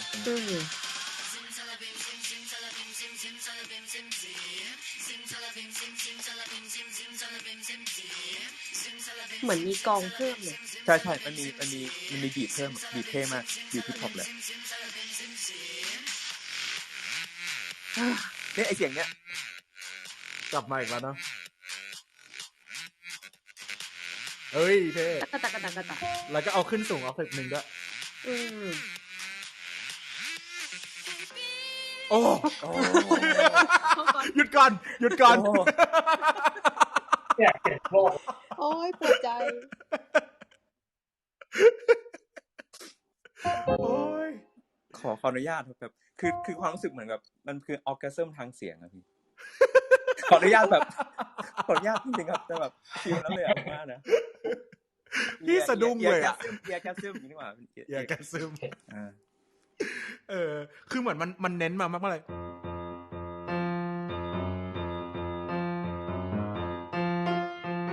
แล้วมันย้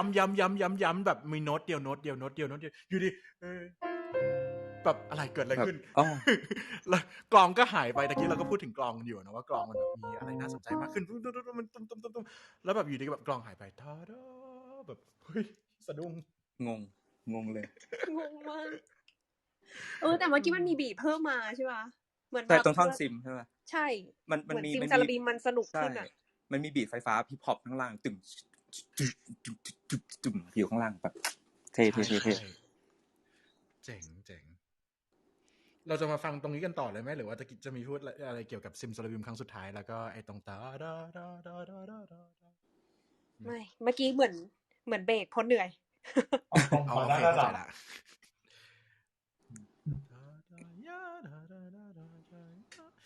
มันชอบการที่เขาเอา material นี้มาใช้อีกรอบหนึ่งโดยที่ไม่ให้มันน่าเบื่อเพราะมันเป็น material ที่ซ้ำอยู่แล้วเนาะแล้วมันแล้วขึ้นไปมันเหมือนจะโครมาติกแต่มันเป็นแบบโครมาติกไมโครโทนป่ะใช่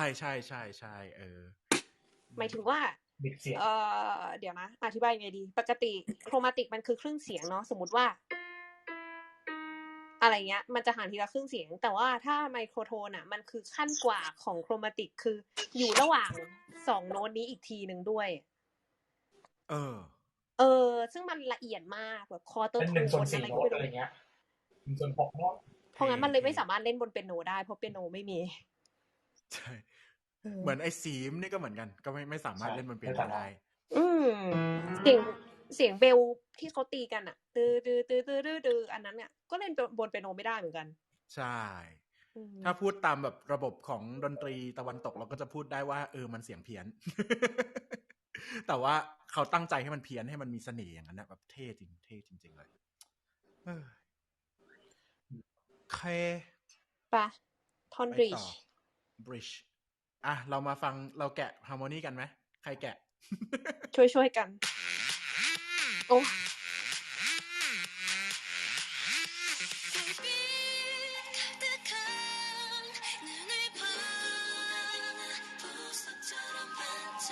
โอ้โหเพราะโ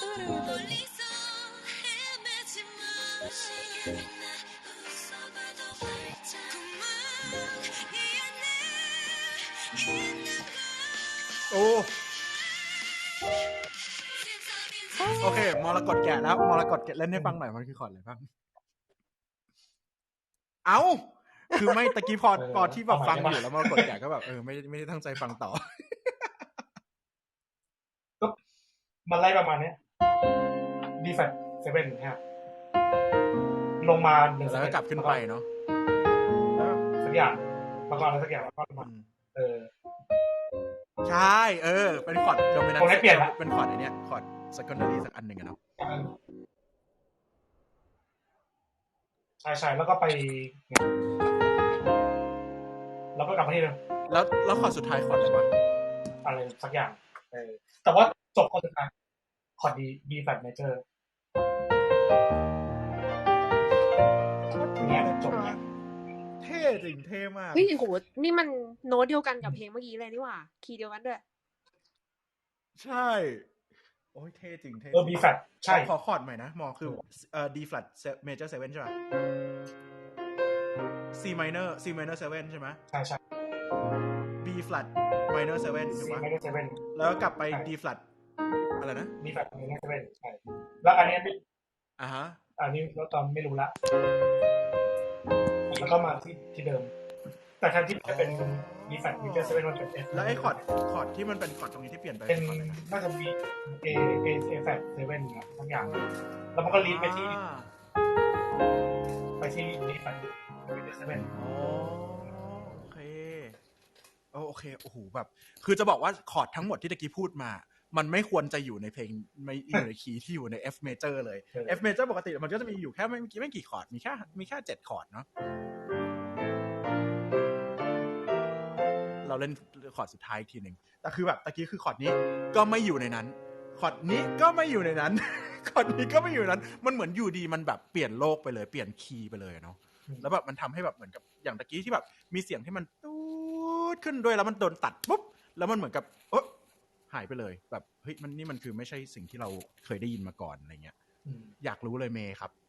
มันคือเกี่ยวกับอะไรเมย์คือเพลินหายไปแล้วคุณพี่พูดแบบโอ้รายละเอียดเยอะแยะมากมายจริงๆแล้วอ่ะคือเนื้อหาความหมายเพลงนี้มันไม่ได้มีอะไรมากหมายถึงว่าแบบ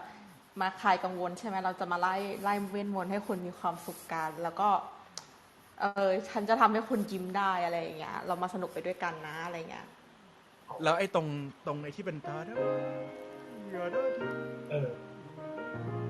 มันมีความอะไรที่เปลี่ยนไปจากเนื้อไหมเนื้อมันเปลี่ยนไปจากปกติไหมครับหรือว่ามีนึกถึงนี่เลยมาแล้วเหมือนว่าเขาบอกว่าแบบเราคุ้นเคยกับโลกใบเก่าใช่ไหมวันแสงธรรมดาอะไรอย่างเงี้ยแล้วก็เรามาตามหาความฝันที่หายไปแบบพร้อมกันนะวิ่งไปด้วยกันนะโอ้ยขนลุกอีกแล้วโอเคแป๊บนึงนะอันนี้ก่อนซิมซาลาบิมก่อนซิมซาลาบิมอีกรอบนึงใช่ไหมสุดท้ายใช่ที่ตอนหลังมันยิ่งแบบ The Dream is inside you แบบความหมายเพลงประโยคสุดท้ายที่มันค่อยๆปีนสูงอ่ะก็เขาบอกว่าให้มาตะโกนด้วยกันอ่ะ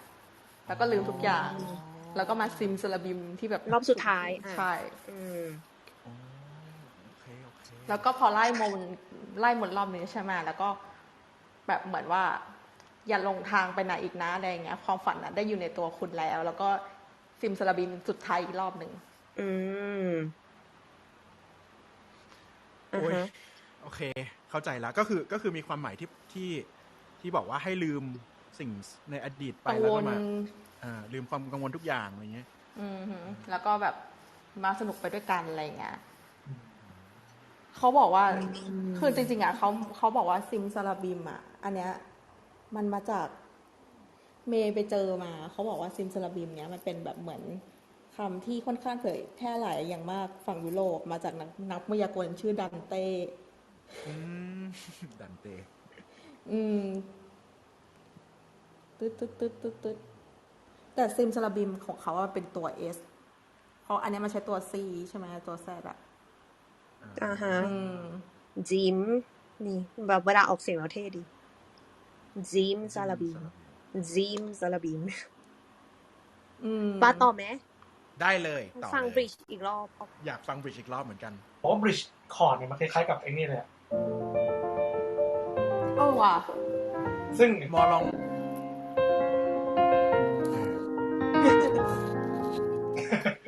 If I Still Got You ใช่ไหม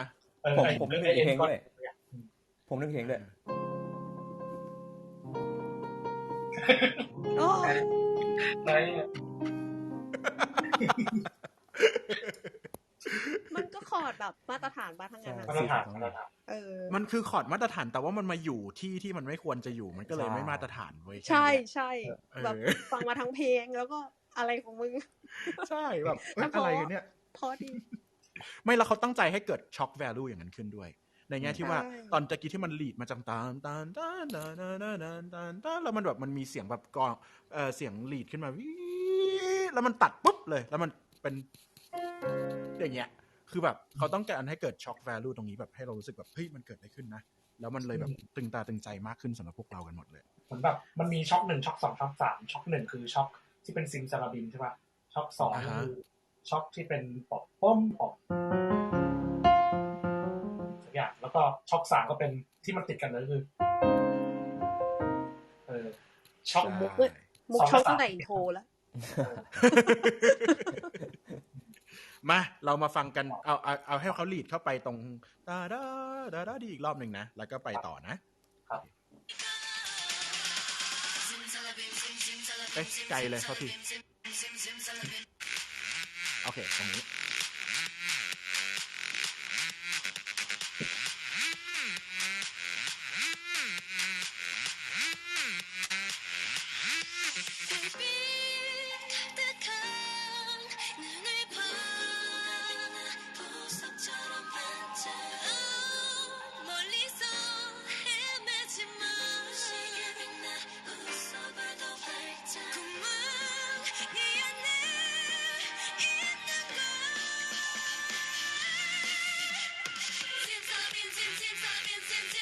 เป็นที่สูงขึ้นนะ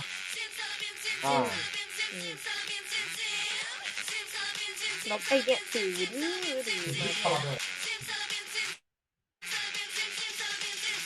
โอเคตะกี้พูดว่าอะไรกันบ้างนะโทษทีพอดีฟังอยู่แล้วมันไม่ได้ยินกันอยู่เสียงสูงขึ้นแล้วก็มีเสียงโป่งวอมปอบที่มันแบบทำมาสอบเนาะแล้วก็ซิมเลอร์วินตอนแรกมันเป็น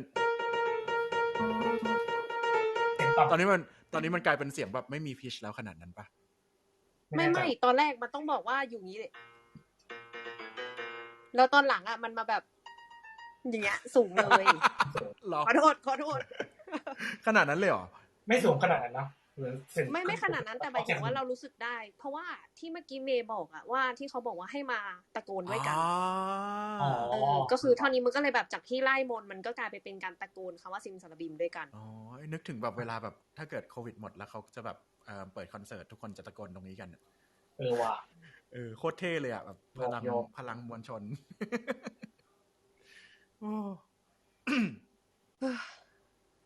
เหมือนเอาทุกอย่างมารวมกันแล้วตอนท้ายใช่เดี๋ยวนะมันจบยังไง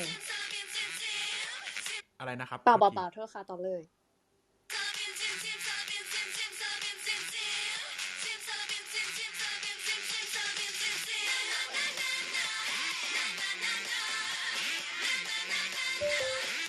ขอโทษนะตรงเนี้ยไอ้น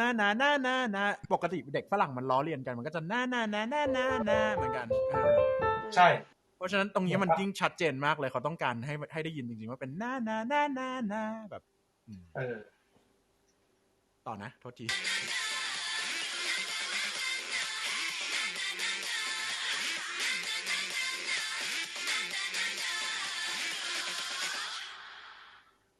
จบแล้วเหรอโอเค มันคือไอเมโลดี้เดิมที่มาบีทที่3ป่ะ ใช่ ใช่ อ่ะ ใช่ใช่ แบบที่ไหนบอก ใช่ อันที่พี่ไนท์บอก อ๋อมันกลายเป็นมันฟิกซ์ไปแล้วเนาะมันกลายเป็นแบบตอนแรกมันแบบเป็นอัพบีทแต่ตอนหลังทั้ง2ครั้งก็คือเป็นดาวน์บีทหมดเลยเนาะ อืม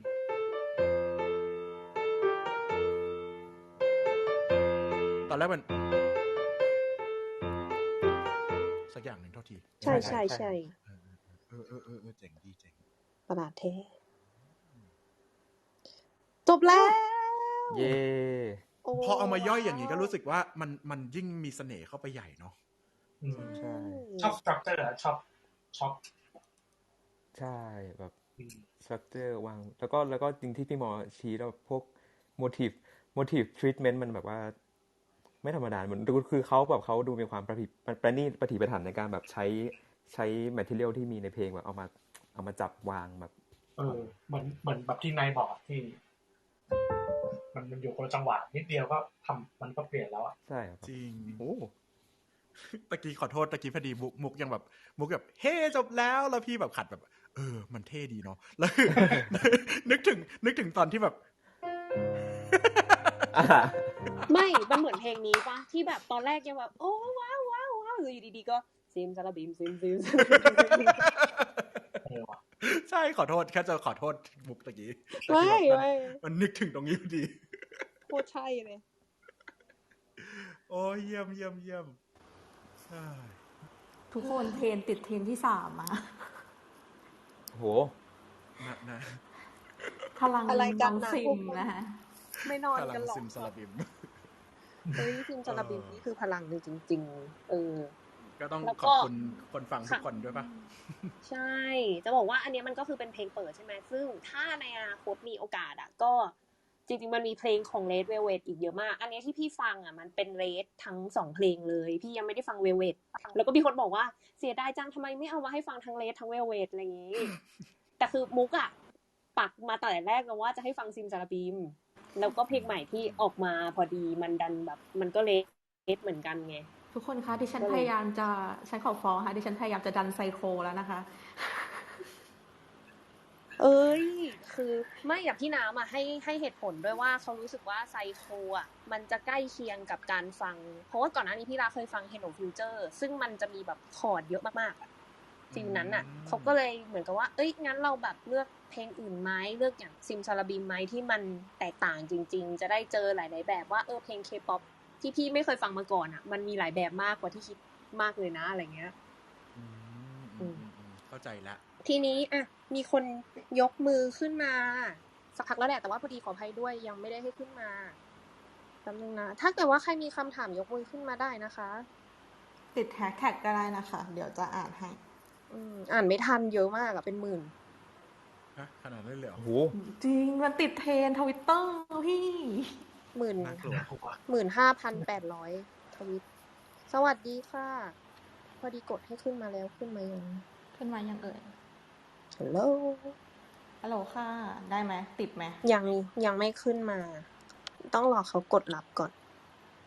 เป็นไงบ้างพี่ๆเหนื่อยไหม ไม่เหนื่อยนะชอบมากเลยอ่ะชอบเพลงชอบซิมซาลาบิมมากๆเหมือนกับที่เมย์บอกว่าเนื้อร้องเขาเป็นการเก็บบอกว่าแบบมาไล่มนต์ให้ทุกอย่างมันดีขึ้นน่ะรู้สึกว่าได้ยินเพลงนี้เรารู้สึกทุกอย่างมันดีขึ้นจริงๆแม้กระทั่งแบบฟังเจาะอย่างนี้ก็ตามก็ยังรู้สึกว่ามันสนุกแล้วก็น่าสนใจต่อในฐานะนักดนตรีคลาสสิกคนหนึ่งสำหรับพี่แล้วพี่รู้สึกเจ๋งมากเลยอ่ะชอบขอบคุณมุกมากที่เลือกเพลงนี้มาให้ฟัง แต่คือใน คนที่ยกมือหายไปแล้ว แต่ในฐานะคนฟังพี่ๆอ่ะเราก็รู้สึกว่าพี่ๆทุกคนดูสนุกกับซิมซาลาบิมมากเลยอ่ะ สนุกแล้วแหละ เนี่ยพี่ไนท์มาครั้งแรกเลย โอ้ เจอซิมซาลาบิมตั้งแต่ เจ วัน อ แร ซิม ก เข้าไปเลยโอ้ ใช่ มีคนยกมือขึ้นมา สวัสดีไอซ์สิริวัฒน์สวัสดี สวัสดีครับ ครับผม ครับผม ก็คือน่าจะมีอยู่คีย์หนึ่งที่พี่ๆน่าจะได้ยินตอนพาร์ทที่เป็นอินโทรอะครับที่ว่ามีการเมนชั่นถึงเรื่องแบบเมโลดี้เนาะที่เป็นแบบตึ้งตึ้งตื้ออะไรประมาณนั้นนะครับแล้วมันเหมือนกับว่าจะมี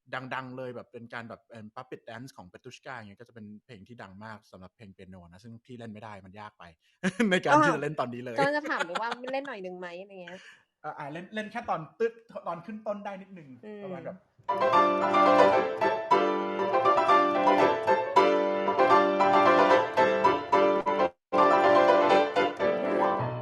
อะไรประมาณนั้นเรียมปัมปัมยำปะดะซึ่งมันเป็นเพลงที่จริงๆยากมากสำหรับนักเปียโนอันนี้แต่เพลงสนุก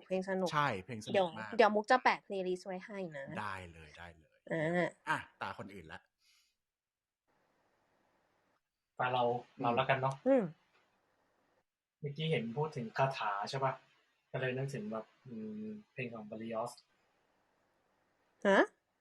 อะไรซิมโฟนีแฟนตาสติกโอ้โหไม่เกี่ยวกับเจ๋งเดี๋ยวมันจะโหดไปไหม แต่มันก็มีความแม่มดไงอย่างที่มุกพูดถึงแม่มดพูดให้ฟังหน่อยได้ไหมมันมุกก็ไปโปรดอีกเนาะฮะพูดให้ฟังนิดนึงได้ไหมเกี่ยวกับเพลงนี้บาริออสเราไม่เก่งอ่ะงั้นขออนุญาตเราเล่าให้ฟังนิดนึงหรือมุกจะเล่าไหมบาริออสเล่าเลยจริงๆมีอาจารย์ออมจริงดิให้พี่ออมขึ้นมาพูดไหมมุกถึงได้บอกไงว่าเดี๋ยวอาจารย์ออมขึ้นมาเล่าใช่ไม่เป็นไรพูดคร่าวๆก็ได้จะได้ไม่ยาวเกินโอ้ยอาจารย์ออมอยู่ด้วยเหรอคะหนูชอบเพลงดิจิมอนที่อาจารย์ออมในงานคอนเสิร์ตมากเลยค่ะที่อันเล่นพี่ออมขึ้นแล้วเหรอไวทูสปีพี่ออมชอบบอกว่าชอบห้องที่คนน้อยๆเดี๋ยวนะกำลังงงมากคือแค่หลุดเข้ามาว่าแบบเฮ้ยห้องอะไรวะอะไรเงี้ยสวัสดีค่ะอาจารย์ออมถ้าเกิดใครไม่รู้จักอันนี้อาจารย์ออมธนพลเสตพรามนะคะจากเป็นคอนดักเตอร์อยู่ Thailand Philharmonic Orchestra แล้วก็คนที่จัดคอนเสิร์ตพวกคอนเสิร์ตเพลงเกมเพลงแอนิเมชันนะสวัสดีครับเป็นไงอันนี้ขอส่วนตัวได้ไหมคะอาจารย์ออมหนูชอบที่อาจารย์เล่นเพลงดิจิมอนในคอนเสิร์ตมากเลยนะคะขอบคุณครับพี่พอดีตะกี้มีมอเขาแนะนำตอนนี้มุกเขาถามทุกคนว่ามีเพลงอะไรที่แนะนำเกี่ยวกับธีมที่เพิ่งฟังไปไหมเป็นธีมเกี่ยวกับการไร้มนต์แม่มดอะไรเงี้ยแล้วมอเขาคิดถึงออกว่าซิมโฟนีฟองตาสติกของเบริออสเนาะแล้วก็คือไม่มีใครจะเล่าให้ฟังเลยแบบว่าชวนพี่ออมขึ้นมาเล่าให้ฟังหน่อยได้ไหมเบริออสSymphony Fantastic ใช่ไหมครับหรือ Symphony Fantastic เนี่ยมันก็เป็นเพลงที่บาริออสนี่ก็เรียกว่าอะไรเขาดูดฝิ่นใช่ไหมสมัยก่อนอ่ะแล้วเขาก็ใช่ประมาณนั้นแล้วก็เขาก็หลอนอ่ะประมาณว่างั้นแหละทีนี้ก็เป็นภาพหลอนๆจำนวนมากเลยครับแต่ว่าในใดๆก็ตามคือเพลงนี้มันเป็นเพลงที่เขาก็เห็นภาพต่างๆเนาะไม่ว่าจะเป็นภาพแบบผู้หญิงที่เขารักแล้วก็ผ่านเข้าไปในเรียกว่าใน image แบบต่างๆอย่างเงี้ยครับแล้วเป็นเพลงที่น่าสนใจมากเพราะว่ามันเป็นไอเดียของการแต่งเพลงขนาดยาวเนาะแต่ว่ามันจะมีอุปกรณ์การแต่งเพลงแบบนึงอะครับที่เรียกว่า idée fixe เป็นภาษาฝรั่งเศสหรือว่า fix idea ก็คือมันจะมีทำนองนึงอะที่เป็นทำนองที่หมายถึงผู้หญิงคนรักของเขาอย่างเงี้ยแล้วเวลาคนฟังเราฟังได้ยินปุ๊บอะเราจะรู้ความหมายตลอดเลยว่าได้ยินเพลงทำนองนี้ปุ๊บแปลว่าอะไรคือเพลงมันจะ abstract มากใช่ไหมครับเพราะเพลงมันเป็นเพลงบรรเลงใช่ไหมแล้วบางทีเวลาไม่มีคำร้องเนี่ยเราก็จะไม่รู้ว่าเพลงมันแปลว่าอะไรแต่ว่าไอ้เครื่องมือในการแต่งเพลงอันเนี้ยครับมันทำให้คนฟังสามารถรู้ได้ตลอดว่าตอนนี้คนแต่งกำลังพูดถึง subject อะไรอยู่โดยการที่เขาใช้สัญลักษณ์ที่เป็นทำนองที่แบบเพลงมันจะวุ่นวายไงก็ตามพอทำนองนี้ป่ะปุ๊บเขาก็จะรู้เนาะประมาณอย่างนั้นแล้วมันก็จะมีแบบไอ้ฉาก witch ป่ะใช่ไหมที่มันเป็นประมาณอย่างนั้นwitch subbat ครับใช่ที่แบบทำนองไอ้ idea fix ใช่ไหมมันกลายเป็นทำนองที่แบบตอนแรกมันเป็น idea fix เนี่ยคือทำนองของคนรักเขาใช่ไหมครับคนที่เขาอยากครอบครองแล้วก็แล้วแบบทุกท่อนมันก็โผล่มาหมดจนสุดท้ายเขาแบบเขาฆ่าตัวตายเพราะว่าเขาไม่สามารถรักผู้หญิงคนนี้ได้เนาะแล้วเราพอตายไปแล้วพอแบบเหมือนกับเขาตายในสตอรี่เขาตายใช่ไหมฮะแล้วเขาเหมือนเขามาเห็นว่าผู้หญิงคนนี้จริงๆแล้วเป็นแม่มดแล้วเขาก็เอาทำนอง idea fix เนี่ยกลายเป็นแบบทำนองแบบแม่มดมันจะมีแบบมีความแบบล้อๆนิดนึงคล้ายๆกับไอ้ตะกี้ที่เราพูดคล้ายๆซิมซาบิมเลยใช่ ก็จะมีตรงนี้ที่มอเขาคงแบบเห็นว่าเป็น parallel กับซิมซาลาบิมนิดนึงว่าท่อนสุดท้ายของ Symphony Fantastic นะฮะน่าสนใจมากๆเลยแต่ถ้าเกิดจะต้องฟังถ้าจะฟังให้รู้เรื่องทั้งหมดเนี่ยต้องฟังตั้งแต่แรก เพราะว่ามี ED effects อย่างที่พี่ออมบอกใช่ปะใครต่อนะพี่ไนท์พี่มอนี่คือวิเคราะห์เพลงเกาหลีกันอยู่เหรอใช่วิเคราะห์เสร็จแล้วจริงจังมากใช่อาจารย์ออมลองฟังซินซาลาบิมไหมคะไม่ได้เดี๋ยวไปฟังครับเดี๋ยวไปลองฟังเดี๋ยวส่งไปให้แนะนำมาได้ครับได้เดี๋ยวส่งไปให้นี่คือพูดถึงเพลงเวทมนต์อะไรกันอยู่งี้เหรอหรือเปล่าใช่มันเป็นแบบไล่เวทมนต์แล้วก็เกี่ยวกับพวกเฟสติวัลพวกละครสัตว์อะไรพวกนี้ด้วยไอ้นี่พูดถึงนี้ไปยัง Sorcerer's Apprentice ดังเลยพี่เอาเลยอ๋ออุ๊ยอันนี้น่ารักเดี๋ยวแปะเวอร์ชันดิสนีย์ให้ด้วยเลยอันนี้คือจอยเข้ามาดูที่แบบตามหัวข้อไม่ทันนะแต่เห็นพูดถึงเพลงเวทมนต์อยู่ก็เลยนึกถึง Sorcerer's Apprentice ขึ้นมาครับก็ได้ไหมเข้ากับธีมไหมที่พูดถึงได้เลยอ๋อครับก็เพลงนี้เป็นเพลงของปอลดูก้าครับเป็นคนฝรั่งเศสซึ่งเชื่อว่าถ้าเกิดว่าใครเคยดูแอนิเมชันดิสนีย์ครับเรื่องแฟนตาเซียกับแฟนตาเซีย 2000 นะครับก็คือแฟนตาเซียหรือแฟนเทเชีย 2000ภาคแรกปี1940นะ1940นะภาค2ปี 2000เนี่ยก็คือเป็นแอนิเมชันดิสนีย์เอาเพลงคลาสสิกมาครับแล้วก็สร้างแอนิเมชันประกอบเข้าไปกับเพลงคลาสสิกซึ่งก็มีหลายๆอย่างเนาะแล้วก็ Sorcerer's Apprentice เนี่ยมันมาทั้ง2ภาคเลยเป็นเอามิกกี้เมาส์มาเป็นพระเอกนะครับแล้วก็ตัวเพลงเองมันก็สร้างมาจากตัวบทกวีของเกอเท่อยู่แล้วที่มันเล่าถึงผู้ช่วยของพ่อมดฝึกหัดคนหนึ่งนะครับก็ทีนี้ปอลูก้าเนี่ยก็เอาบทกวีอันนี้มาแต่งเป็นเพลงบรรเลงก็สร้างบรรยากาศแบบพวกเวทมนต์อะไรเงี้ยครับแล้วดิสนีย์ก็เอาเพลงนี้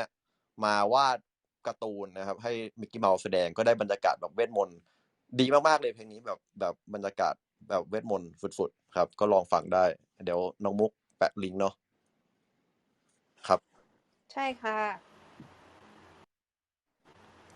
ไหนเหลือใครเดี๋ยวพอดีมีคนยกมือมาถามจะได้อธิบายแนะนำกันให้จบทีเดียวหมดอย่างพี่นายงั้นเดี๋ยวพี่ขอแนะนำนิดนึงคืออันนี้แบบได้คอมเมนต์มากๆเลยคือในมิวสิคัลครับอันนี้ขอโยงมาถึงเพลงก่อนหน้านี้คือเพลง Queendom เนาะคือมีมิวสิคัลเรื่องนึงขอเล่าเรื่องคร่าวๆก่อนเป็นเรื่องเกี่ยวกับกษัตริย์ณประเทศนึงเนาะกษัตริย์ประเทศนึงนะที่ไม่ค่อยทรงงานประพฤติตนเหลวไหลแล้วก็มีวิปริตวิปลาสแล้วก็มีเมียเยอะด้วยนั่นก็คือพระเจ้าเฮนรี่ที่8นั่นเองอ๋อเย่ถ้าพรุ่งนี้ผมหายไปก็ใช่ค่ะเราพูดถึงพระเจ้าเฮนรี่ที่8โอเคเขาเรื่องผมพูดถึงละครเรื่อง Six the Musical ครับคือเขาเล่าถึงภรรยาชายาทั้ง6คนของพระเจ้าเฮนรี่ที่8ก็คือจะเป็น6คนที่เขาเข้ามาเล่าเรื่องของตัวเองที่ว่าแต่นี้คืออยากให้ลองฟังเพลงคร่าวๆคืออยากจะบอกว่ามันจะแบบ exist แบบ expectation ทุกคนมากเพลงในเรื่องเป็นอย่างนี้ครับ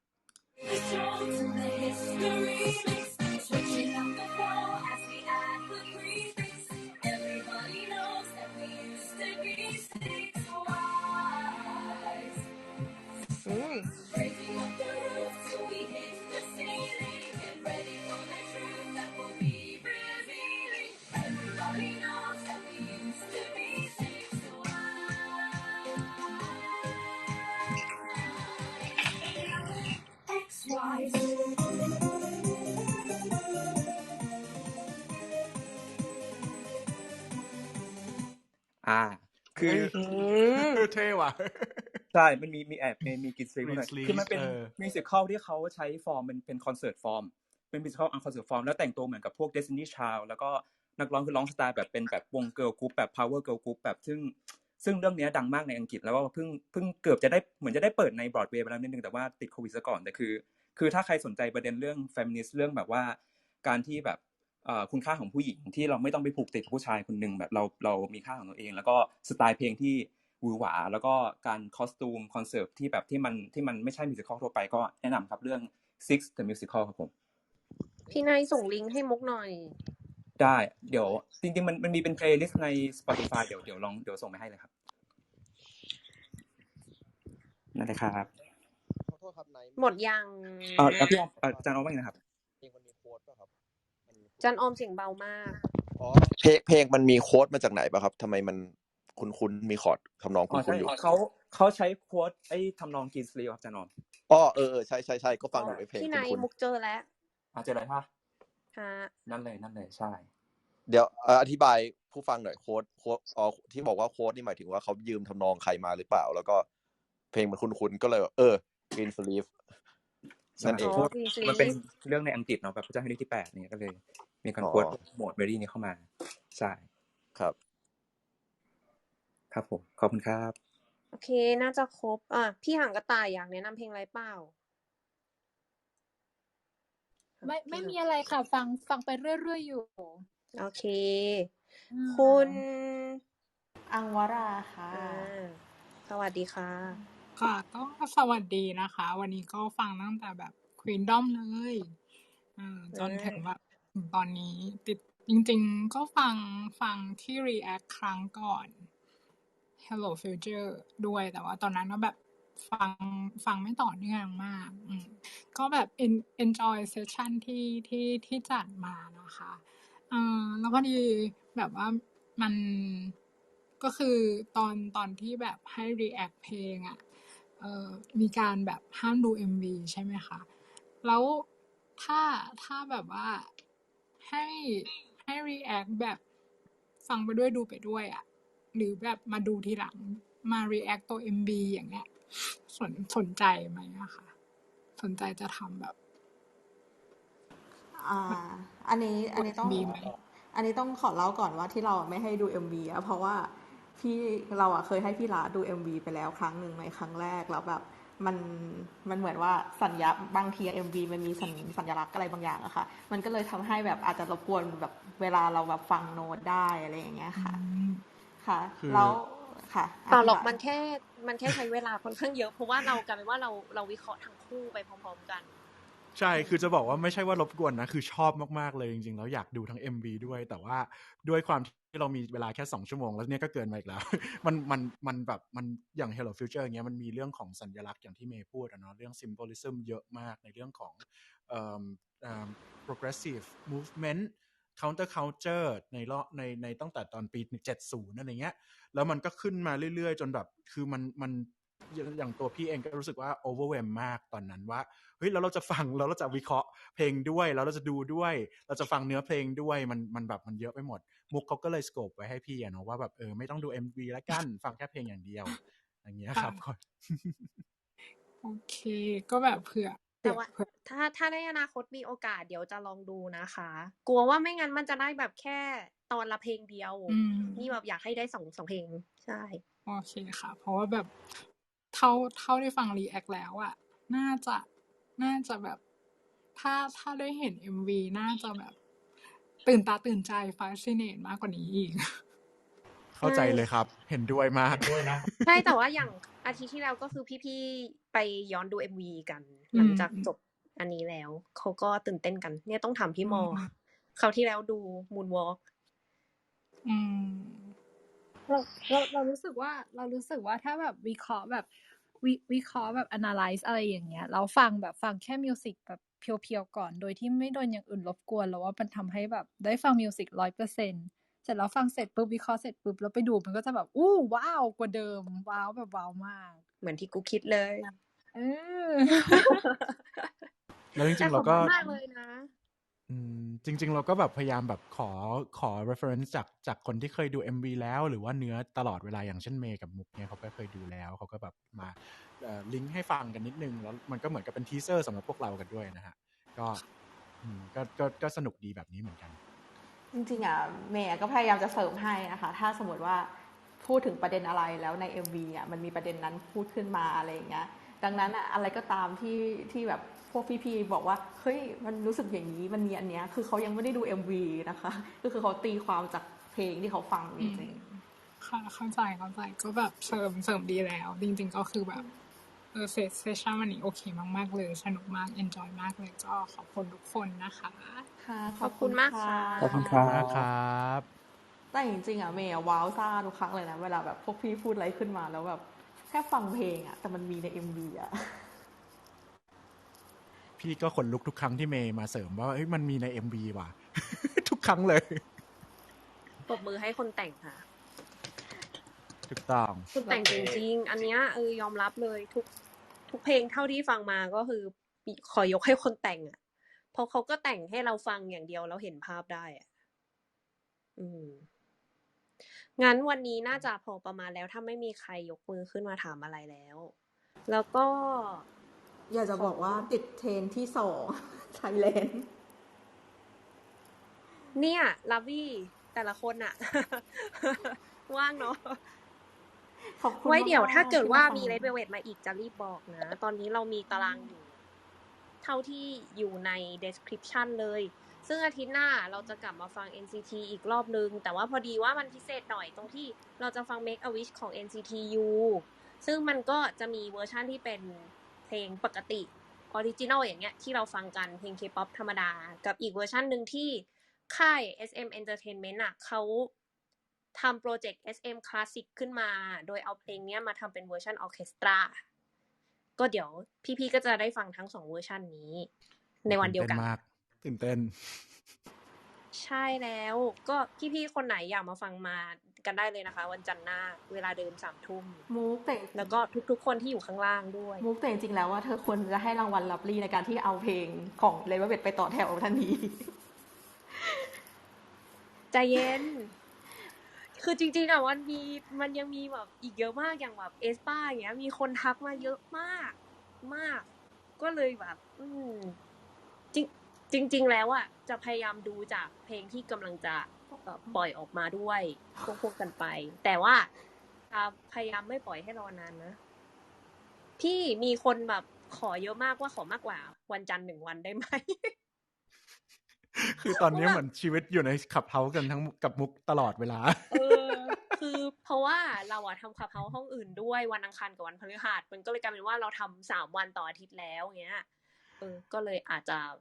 เดี๋ยวลองดูแล้วกันว่าถ้าเกิดมีโอกาสเราอาจจะแบบแทรกพิเศษให้อะไรอย่างนี้เนาะ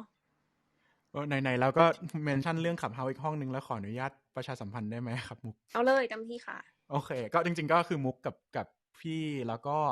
มรกตแล้วก็ไนท์เนี่ยจะมีรายการวันพฤหัสเนี้ยนะครับชื่อรายการมาฟังเปียโนกันเถอะก็จะเป็นเพลงเปียโนไม่ได้เป็นเพลงคลาสสิกอย่างเดียวมีเพลงจากมิวสิคอลเพราะฉะนั้นอย่างเช่นไนท์เนี่ยเขาก็เล่นเพลงมิวสิคอลเนาะแล้วก็มีเพื่อนพี่คนนึงชื่อแป้งไทยดอนก็อตทาเลนต์เนาะเขาก็จะมาเล่นเปียโนให้ฟังเหมือนกันที่เกี่ยวกับดนตรีและฤดูฝนเนาะอันนี้เป็นชื่อตอนของอาทิตย์นี้นะครับก็ใครอยากฟังเพลงเปียโนเพราะคู่กับเวลาฝนตกเนี่ยมุกจะพูดอะไรต่อนะฮะเปล่าก็คือเราจะมีเพลงเปียโนเนี่ยหลายๆแบบตั้งแต่เพลงที่เหมือนบรรยายภาพของฝนบรรยายภาพของน้ำหรือแม้กระทั่งเพลงที่พี่ๆอยากจะแนะนำให้ฟังระหว่างฝนตกอะไรเงี้ยก็มาลองฟังกันได้ครับผมก็จากคลับนักดนตรีขี้เหงาเนาะอันนี้มุกกับพี่เองก็เป็นแอดมินกับคลับนั้นเหมือนกันมรกตก็เป็นแอดมินอยู่นะฮะตามได้เลยหรือตามที่มุกหรือตามที่พี่ก็ได้วันได้เลยโอเคพฤหัสตอน 3 ทุ่มนะครับผมคือเราอยากเข้าไปอ่านแท็กมากเลยนะแต่แบบมันเยอะมากเธอมันเยอะมากอ่ะส่วนใหญ่จะเป็นแบบขอเพลงอาทิตย์ครั้งหน้าเยอะมากแต่อันนี้อยากอ่านให้พี่ๆฟังมากเลยอ่านเลย SM เองก็ดูทำให้คลาสสิกเข้าถึงคนรุ่นใหม่มากขึ้นจากที่มีออร์เคสตราเวอร์ชันของเพลงในค่ายและในไทยยังมีแบบแฮชแท็กนักดนตรีคลาสสิกฟัง K-pop ก็น่าจะทำให้วงการคลาสสิกกลับมาคืนแน่นอนเย้ดีใจจังเลยอ่ะดีขอบคุณทุกคนมากเลยยังไงฝากเพลงคลาสสิกไว้ในอ้อมอกอ้อมใจด้วยเพลงคลาสสิกไม่ใช่ของคนชั้นสูงไม่ได้ฟังยากจริงๆขนาดเรายังฟังซิมซาลาบิมกันได้เลยเทียบกันได้ป่าวะใช่สนุกด้วยเพลงคลาสสิกก็สนุกโอเคงั้นวันนี้มุกว่ากำลังดีเที่ยงคืนเป๊ะขอบพระคุณทุกคนมากค่ะเราไว้เจอกันอาทิตย์หน้านะคะครับขอบคุณมุกมากครับขอบคุณทุกคนจริงๆค่ะเย้พรุ่งนี้ไปฉีดวัคซีนแล้วขอให้ไม่มีอาการแพ้ครับผมขอบคุณค่ะบ๊ายบายทุกคนเฮ้ยเมื่อกี้ใครยกมือขอโทษมีคนเอาหายไปแล้วโอเคงั้นอย่างงั้นฝากคอมเมนต์ได้ที่แฮชแท็กก็ได้ค่ะได้เลยเดี๋ยวเราจะพยายามเข้าไปอ่านนะขอบคุณทุกคนค่ะสวัสดีค่ะสวัสดีครับสวัสดีค่ะ